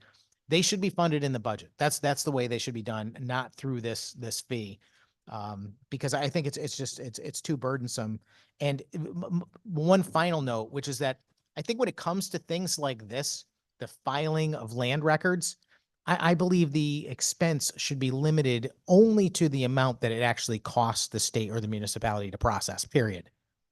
There's no reason why the money that I'm paying to file my land record should be an exorbitant amount so that it can be used for other governmental purposes. I just don't think that's appropriate. That's something that falls under the realm of the state budget and, our larger, spending and taxation scheme. So I'll be a no today, Madam Chairman. Thank you, Senator. I appreciate your comments. Are there other comments or questions from members of the committee? Well, I would just add briefly that this community investment fund, while I appreciate the good senator's comments about what should and should be appropriated, the senator and I have had the privilege of serving here in this legislature for some time and have seen the impacts of huge budget deficits that this state once faced. And I can just say that with some certainty that when I drive home from the state capitol and drive through my district, that there are dairy farms that I drive past that wouldn't exist anymore if the appropriations were only in the state budget, because those things would have been cut and maybe even fully defunded if they were only in the state budget. And that's just one example of why I think this community investment fund is so important and has really preserved the quality of life that we enjoy here in Connecticut. And I hope that my colleagues on the committee will support this important measure to expand and improve the Community Investment Act. Thank you. Madam Clerk, can you please call the roll? Flexer, Senator Flexer votes yes. Blumenthal, Yes. Glass, Morinbello, Yes. Sampson, Sampson is no. Master Francesco, No. Burger Givallo, Burger Givallo is a yes. Bronco, No. Carpino, Yes. Haddad, Yes. Hoxha, No. Khanna, Khanna's a yes. Marks, Senator Marks is a yes. McCarthy, Labriola is a Vahey, no.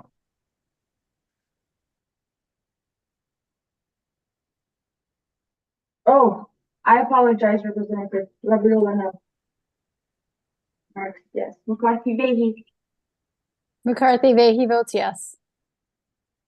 McCrory, I'm sorry, McCory is a yes. McCory is a yes. Parker, Rosario, Santiago, Santiago's a yes. all set, Madam Chair, thank you. Thank you, Madam Clerk. Next, item number 21, Senate Bill 356, an act concerning the compensation of Board of Education members. The chair would entertain a motion to JF this bill. Motion has been made by Representative Morinbello, seconded by Representative Haddad. This bill comes to us from Senator Marks, and this bill changes our existing statute to allow for the compensation of Board of Education members. Currently, the only municipal or elected office that where compensation is explicitly prohibited by state statute is people who choose to serve on a Board of Education, and this bill would change that. Are there questions or comments from members of the committee? Representative Master Francesco. Thank you, Madam Chair. Thank you for the explanation. Yes, and Board of Education members are no longer able to be compensated or have a stipend. Should this bill go forward, would it be up to the town body? Does the town council or finance department have to vote and approve of any stipend that they give Board of Education members with the language on this bill? There you go.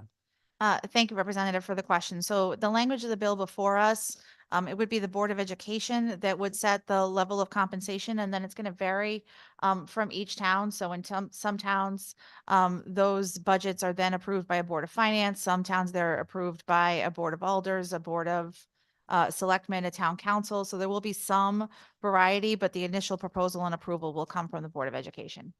Okay, thank you. Yes. So they'll go to the Board of Ed, they will put it in their budget, and then ultimately those budgets really need to be approved with the town council.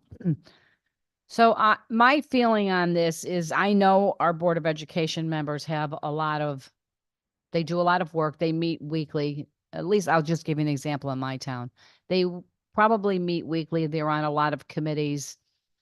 Whereas our town council maybe only works twice a month. So I certainly appreciate the work they do put in. I always feel that if the town itself wants to compensate the Board of Education members, that should be up to the town and not the state. While I love to see every elected position be volunteer, it's just not reasonable. So if the town wants to pay their Board of Education members, let the town decide. Certainly, if the people in that town are not happy with that and they want that position to have no stipend whatsoever, then the town can deal with their local government to correct that issue. I don't really have a problem with this bill, Madam Chair. Is there a limit to the stipend that the Board of Education members can receive through you? Thank you for the question, Representative. I don't believe there's any limit, just like an existing statute, there isn't any limitation on levels of compensation that towns are allowed to approve for other municipal elected officials. Thank you. Just one clarification in here. Right now, normally boards and commissions in the towns, at least that I know of, they get a stipend. This particular bill talks about receiving a salary. Is that correct? Madam, through you, Madam. Well, Madam- no, I mean, this particular bill talks about in line 10, both salary and compensation. And it's similar to existing language that allows for salaries of compensation for other elected officials. Okay, thank you. Yeah, you know what, if the towns want to do this and the Board of Ed wants to include something in their budget, I say they can certainly do that. And if the people in that town are not happy with them, let them fight it out. And let's keep the State Department out of it. Thank you, Madam Chair. Thank you, Representative. Are there other questions or comments from members of the committee? Senator Marks. Thank you, Madam Chair. I appreciate you raising this bill and to the entire committee. Right now here, this bill came from New London Board of Ed members requesting that it be submitted. Our city council does get a stipend, like $3,000, I believe, and that helps with all of the fundraisers that you need to go to. If you need child's care, if you need to take a half day of work, to go to a meeting. And right now our towns aren't allowed to even put in a stipend for the Board of Ed in their budgets because of state law. So I believe this is an equity issue, and I am so grateful to the committee for raising this bill. Thank you. Thank you, Senator. Are there other questions or comments from members of the committee? Representative Hocker. Thank you, Madam Chair. So under current statute, is there something that specifically prohibits Board of Education members from getting compensated via salary or stipend through you? Thank you, Representative. Yes, Board of Education members are the only municipal elected official that are explicitly prohibited by statute from being compensated. Thank you very much. Are there other questions or comments from members of the committee? Seeing none, Madam Clerk, will you please call the roll? Oh, no, I'm sorry. Okay, Madam Clerk, you can call the roll.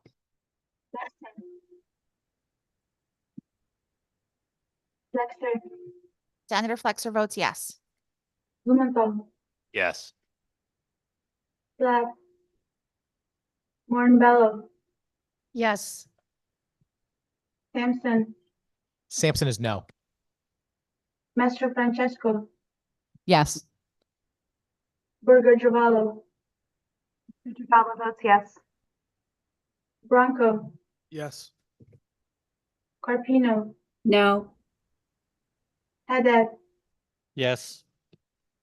Hoxa, Yes. Khanna, Yes. Labriola, Labriola votes yes. Marks, Senator Marks votes yes. McCarthy Vehy, McCarthy Vahey votes yes. McCrory,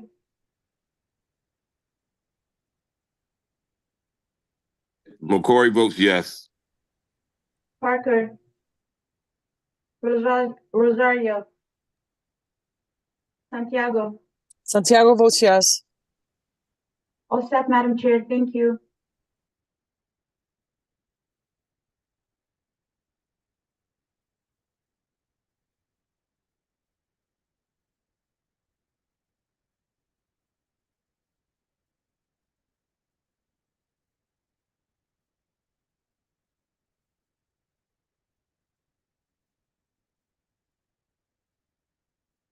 Thank you, Madam Clerk.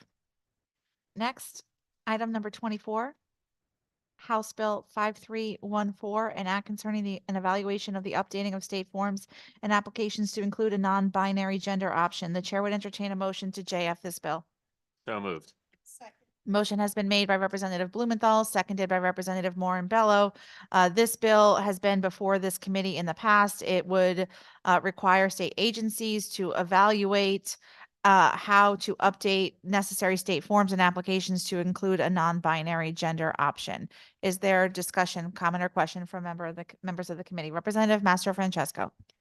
Thank you, Madam Chair. So what, would this bill require, each agency to reprint forms with a non-binary option on there through you? Thank you, Representative. The bill before us will require that in 2026, forms and applications from state agencies that they will evaluate how they would revise these forms. So it doesn't require that the forms be updated yet. It requires that the agencies figure out how to update them and make that evaluation as to how that would occur. Yeah, so I guess that's where I'm a little confused, how they evaluate it. Your gender is on there, either male or female. I guess I'm concerned or confused about what they mean by evaluating the forms. You look at it, you see it, it's male or female or whatever. I guess I'm confused on what evaluate means. What they are being charged with doing in the bill before us is to complete an evaluation on how they could update forms to include a non-binary option for individuals to select. So any forms or applications that are out there for the public to interact with said agency, that each agency would evaluate what it would take for them to update those forms and applications and allow for there to be that option. Thank you. So for them to know how to update those forms, would that require them maybe to have more staff, or I don't know, you got to determine how do you update the form? Well, I either got to have them printed or I got to go onto our website and have it updated. So I guess I'm just trying to figure out how they would update them. So that's what they would be determining. They would be evaluating what it would take for their agency to update the necessary forms and applications, be they hard copy forms, be they interfaces on their websites. They would be evaluating what it would take to make these updates. Thank you, Madam Chair. And once that determination is made, would that come back to this legislative body to approve, or would the departments just automatically update the forms? The evaluation would be submitted to the Office of Policy and Management, and then those that report those evaluations would be submitted to this committee for us to then evaluate. Thank you. I don't know. I don't think we should be updating the forms to have another gender on there. Or what is it? What is it? What is this? What does the form say? Let me just see here before.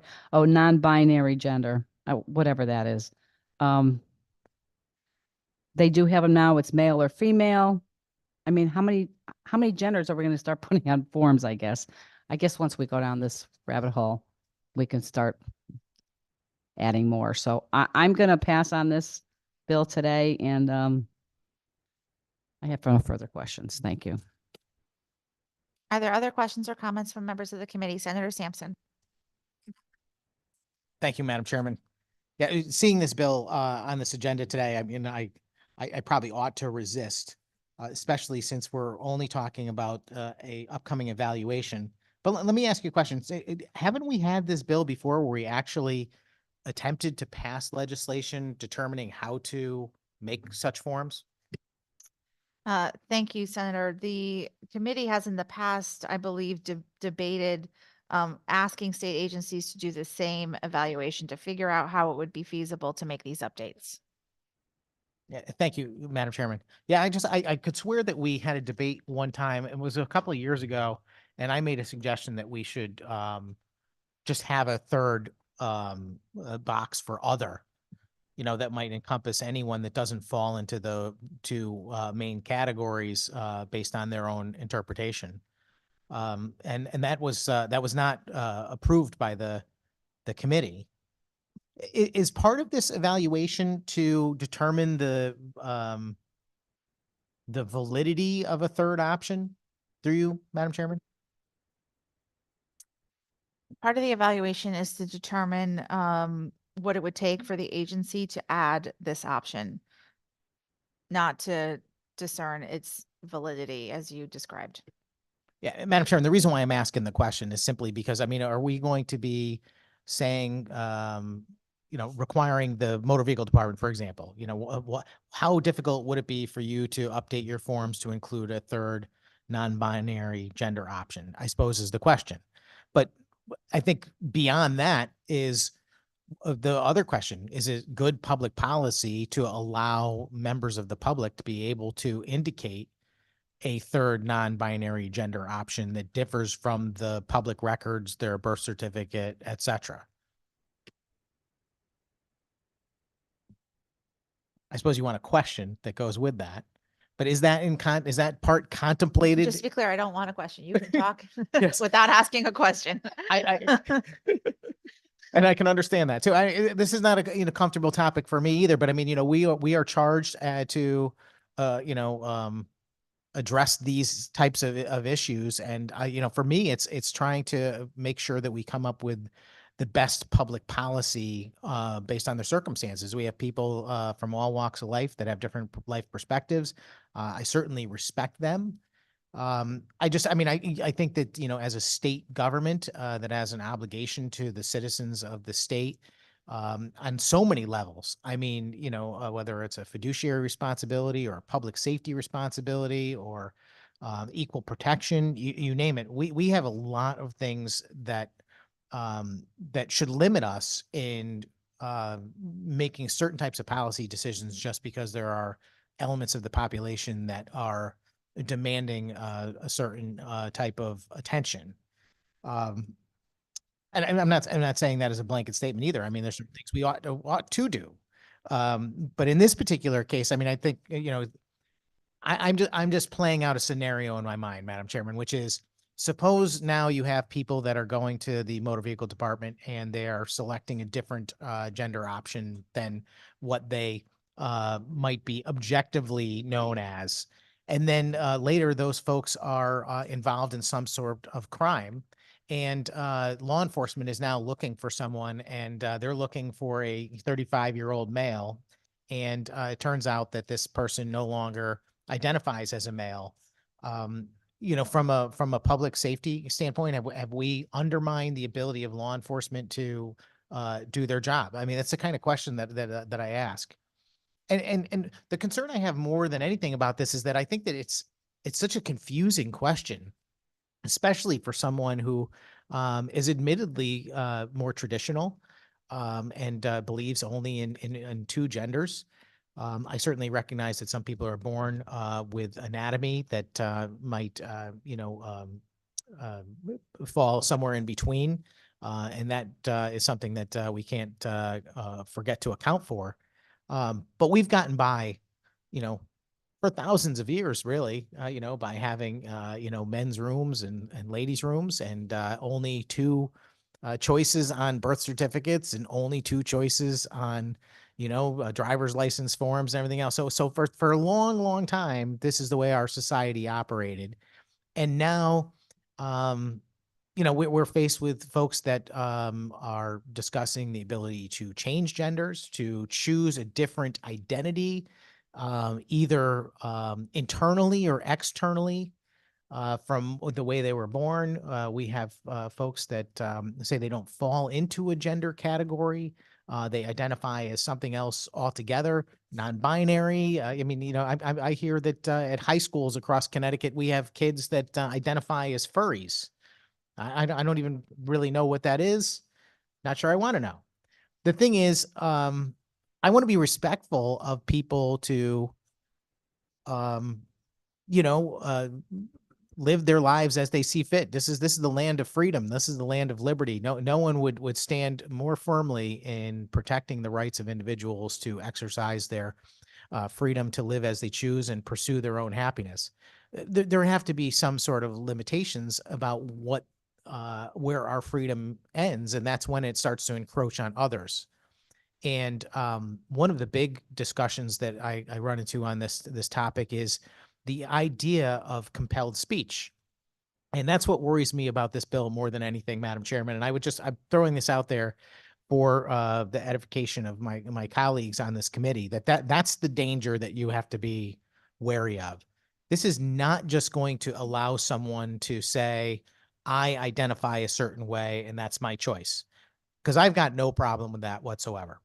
But once you start to incorporate that into our laws, there is going to come a point where other folks who live in our society are going to be in a position of having to recognize that statement as fact, even if they disagree, and that if objectively it's not true. And, as much as it is to tell people that they can't say certain things by stifling their freedom of speech, it is equally dangerous to compel people to acknowledge things that they don't agree with as well. And just because someone wants to identify as a certain gender doesn't mean that the other people in the world should necessarily be forced to agree with that interpretation. And that's my main concern about this proposal moving forward. In my world, aside from the folks that I said were born with a medical situation that might legitimately place them neither as male or female, which my understanding is those people are typically resolved to choose a gender, or their parents choose a gender for them at birth, based on what would be the more appropriate path based on their physiology. So I don't think it comes up very often historically until, recent history that folks are not identifying as male and female. I didn't mean to go off on too long a thing. I just wanted to make sure I was clear about my objections, and it's not an easy thing to express. And that is that at some point I'm concerned that this transforms itself into, compelled speech for members of society that don't want to play along. And for that reason, I'll be a no today. Thank you. Thank you, Representative. Representative Berger Gravalo. I'm sorry. Thank you, Senator. I'm sorry. I was just keyed in on calling the next person. I apologize. Representative Berger Gravalo? Thank you so much, Madam Chair. I will actually be very brief. I just want to remind about the dangers of not giving the respect of being able to identify as who you are versus the danger of I want to make sure I phrase this properly. The danger of acknowledging them is non-existent, whereas the danger of not acknowledging and respecting is very real. 63% of children who identify as non-binary or transgender experience suicidal thoughts, and depending on what study you read, anywhere from 18 to 40% of them actually attempt suicide. That to me is a very real, very tangible, very data understood and focused determination of what is that's real danger. And the only other thing that I am concerned about in this conversation is when it is suggested that we offer a box that is for other. Othering people is just a means to fundamentally use differences as a way to either dehumanize or make someone less than. And I am grateful that we as a committee have chosen not to use the language of othering when we're talking about this. Other is neither inclusive nor is it really even accurate. So thank you very much for the opportunity to remind everyone of the data surrounding the true danger in not acknowledging a very important group of people because they are people. Thank you. No, I know it wasn't malicious. I know. Thank you, Representative. Are there other questions or comments from members of the committee? Representative Hoxa. Thank you, Madam Chair. I'm going to try to keep it brief as well. I just wanted to echo some of the sentiments made by my colleagues here, Senator Sampson and Representative Mastrofrancesco. I think the biggest issue with this bill and bills like this is that it really creates a slippery slope situation. 30 years ago, heck, probably 5 years ago, an option of non-binary appearing on a state form would have, seemed preposterous. I personally still think it is a preposterous notion for various reasons, which it's not necessary for me to get into those reasons right now during this forum. But just 5 years ago, that sort of notion would have been preposterous. Some individuals have accepted it to now be the norm, and elements within this building are looking to codify it into law by virtue of this bill. And I'm sure there's other bills out there, or there will be other bills out there to fully embed this notion into law and public policy. And that's, on its face, that's, the prerogative of elected officials and the interested parties of that sort of, endeavor or initiative. And I don't fault anybody for pursuing their interests or pursuing their pursuing their ideological beliefs and trying to get those codified, because I think that's what we're here to do to a certain extent. What I take issue with is just the fact that this will now, like I said, open up a slippery slope of other types of identifications of one's gender. And like I said, 5-6 years ago, the idea of non-binary would have been seen as preposterous by many, at the very least puzzling or confusing. But now it's sort of become the norm, at least amongst some circles. What's the next, option to go on these forms? And I'm sure it might be perceived by some, whatever that option may be, whether like the senator pointed out, this concept of, furries, people that believe that they're animals, right?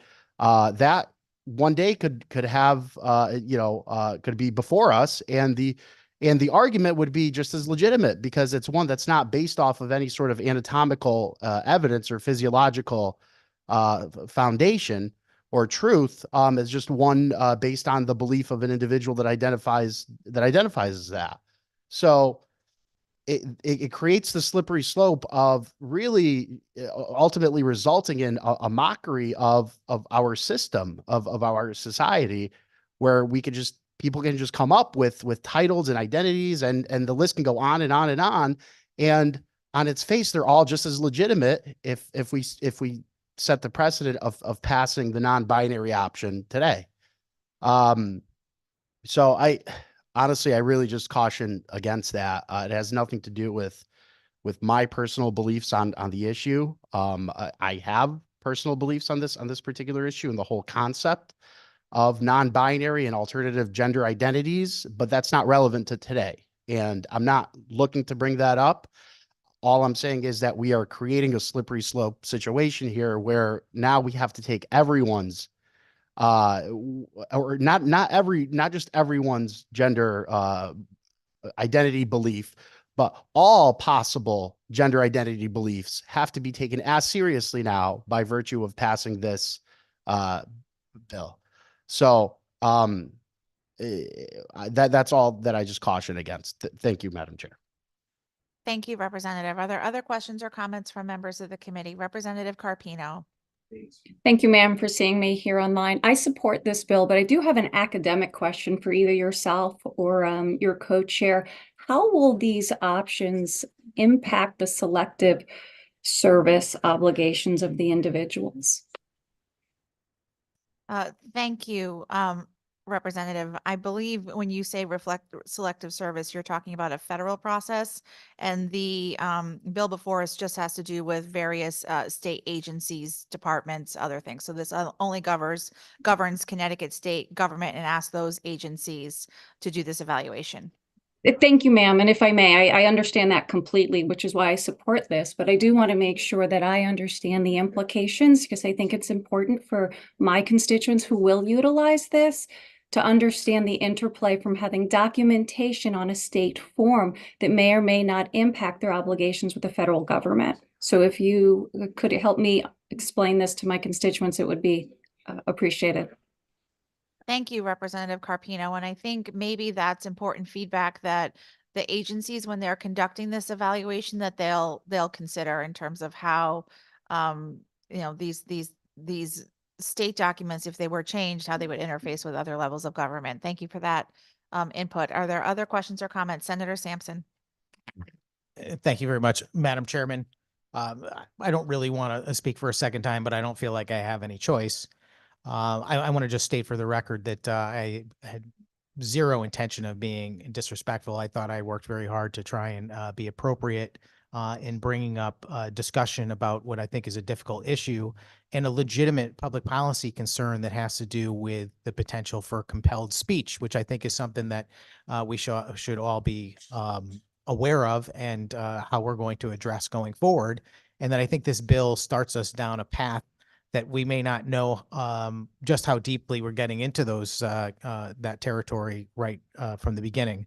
I want to remind my colleagues, one in particular, that when we discuss items in this particular venue about public policy, we are forbidden from trying to attribute motive to one another, and to suggest that somehow I was trying to dehumanize people by othering them, quote unquote, is an absurdity.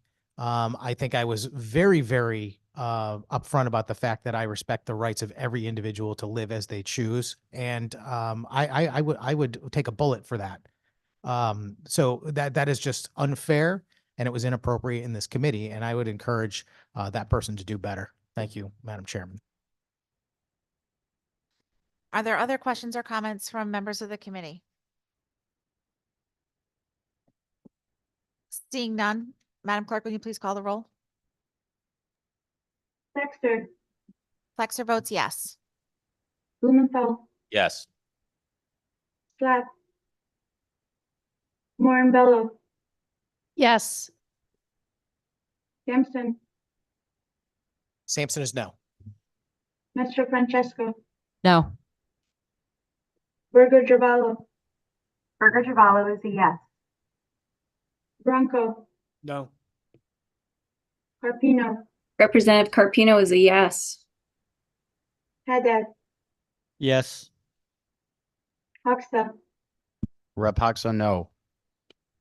Khanna, Representative Khanna is a yes. Labriola, Labriola votes no. Marks, Marks votes yes. McCarthy Vehi, McCarthy Vehi votes yes. McCrory, Marks votes yes. Senator McCrory, McCory votes yes. Parker, Rosario, Santiago. Santiago votes yes. All set, Madam Chair. Thank you. Thank you, Madam Clerk. Madam Clerk, that includes our conversation for today. We will hold the votes open until 4 p.m. and at that time, the meeting will be adjourned. Thank you, Madam Chair.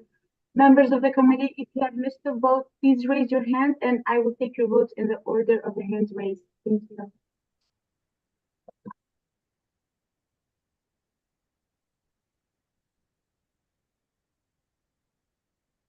Representative Khanna, I will look through the tallies to see. Yeah, which I think I was there for all, but I just want to double check.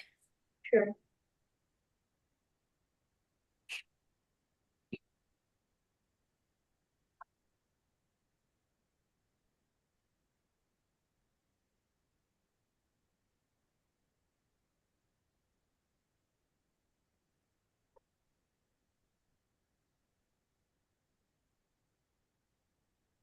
Yes, you were present for all the votes, Representative.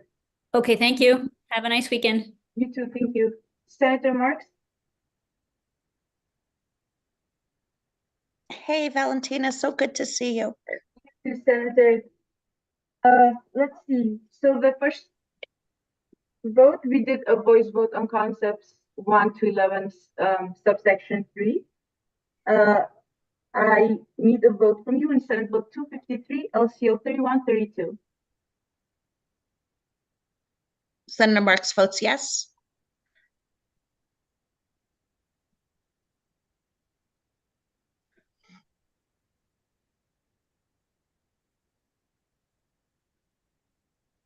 Senate Bill 254, LCO 3131.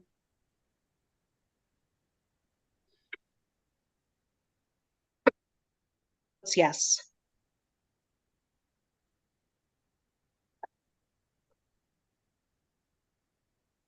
Did you hear me, Valentina? I think we're both freezing a little. I did, yes. Okay. House Bill 5407. Senator Marks votes yes.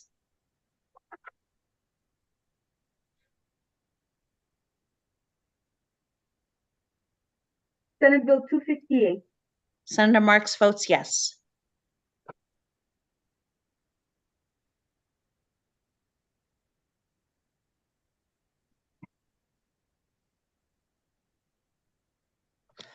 That's it, Senator. I have the rest of your votes.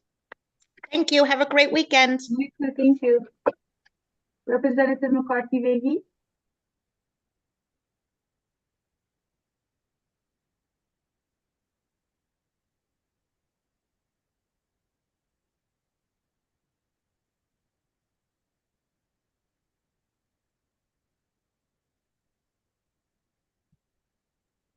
Thank you, Valentina. I'm not sure if, I don't think I missed anything, but I just wanted to double check.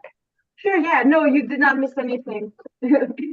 Thank you very much. Have a wonderful weekend. You too, Representative. Thank you. Senator McCrory.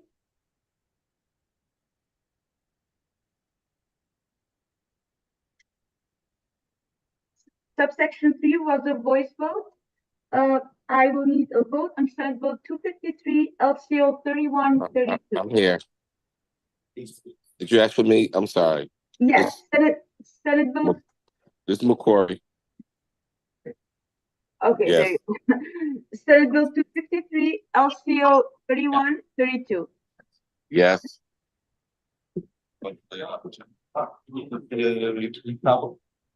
Senate Bill 254, LCO 3131. Yes. So here is the 60 crowns. House Bill 5407. Those look good. This will be another Yes. couple of minutes for the vegetarian one. Yeah. Everything okay for you? Want a plate? Senate Bill 257. Enjoy. Yes.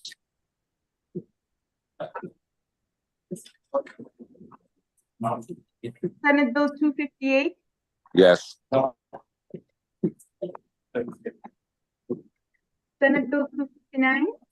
Yes. Senate Bill 260. Yes.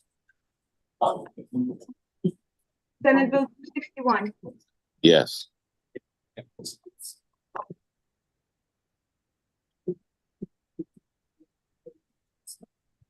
You're all set, Senator. Thank you and have a great day to bed tomorrow. You Enjoy too, your thank weekend. you. Thank you, you too. Representative Berger Giovanni.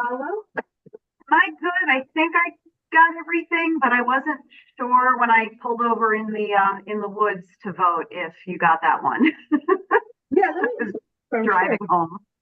Never a bad idea to confirm.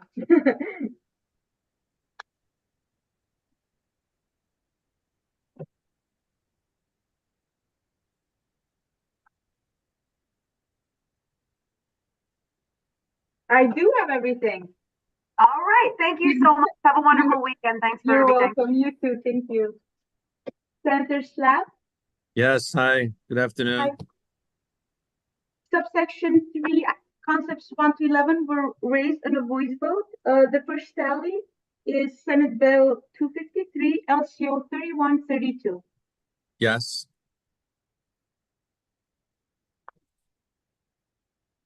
Senate Bill 254, LCO 3131. yes, House Bill 5407. yes, Senate Bill 257. yes, Senate Bill 258. yes, Senate Bill 259. yes, Senate Bill 260. yes, Senate Bill 261. yes, Senate Bill 262. yes, Senate Bill 351. yes, Senate Bill 356. yes, House Bill 5314. yes. You're all set, Senator. Thank you. Have a great weekend. You too. Thank you. Thanks. One moment, please.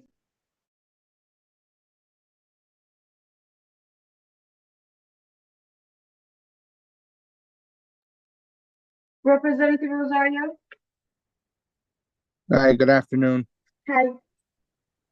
You were here for the first vote.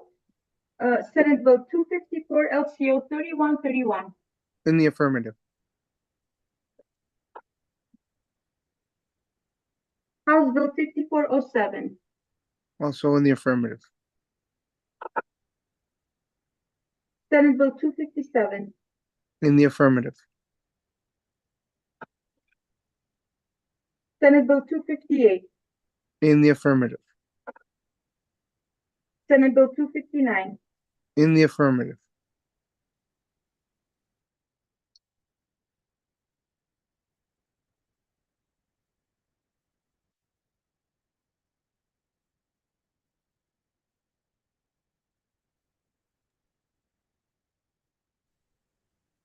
Senate Bill 260. I vote in the affirmative. Senate Bill 261. In the affirmative. Senate Bill 262. In the affirmative. Senate Bill 351. In the affirmative. Senate Bill 356. I vote in the affirmative. House Bill 5314. In the affirmative. You're all set, Representative. Thank you so much. Have a great afternoon. You're welcome. You too. Thank you.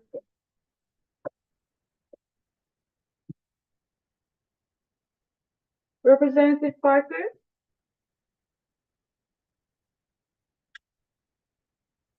Hey, Hi. Subsection 3, concepts 2011 were voted on a voice vote. So the first tally I have is Senate Bill 253, LCO 3132. yes. Senate Bill 254, LCO 3131. Yes. You don't even have to give me the LCO. That's okay. I appreciate it though. It was the last one. Save me some time. House Bill 5407. Yes.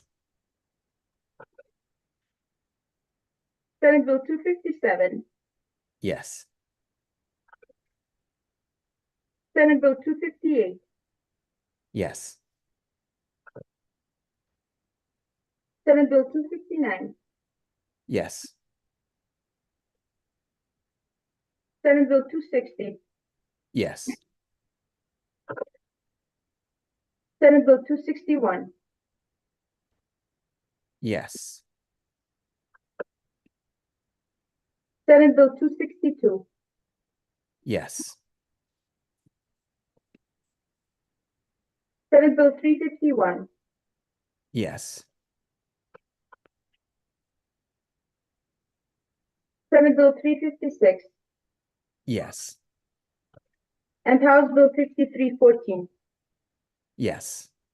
You're all set, Representative. Thank you. You're welcome. Have a good day. Bye-bye. Bye.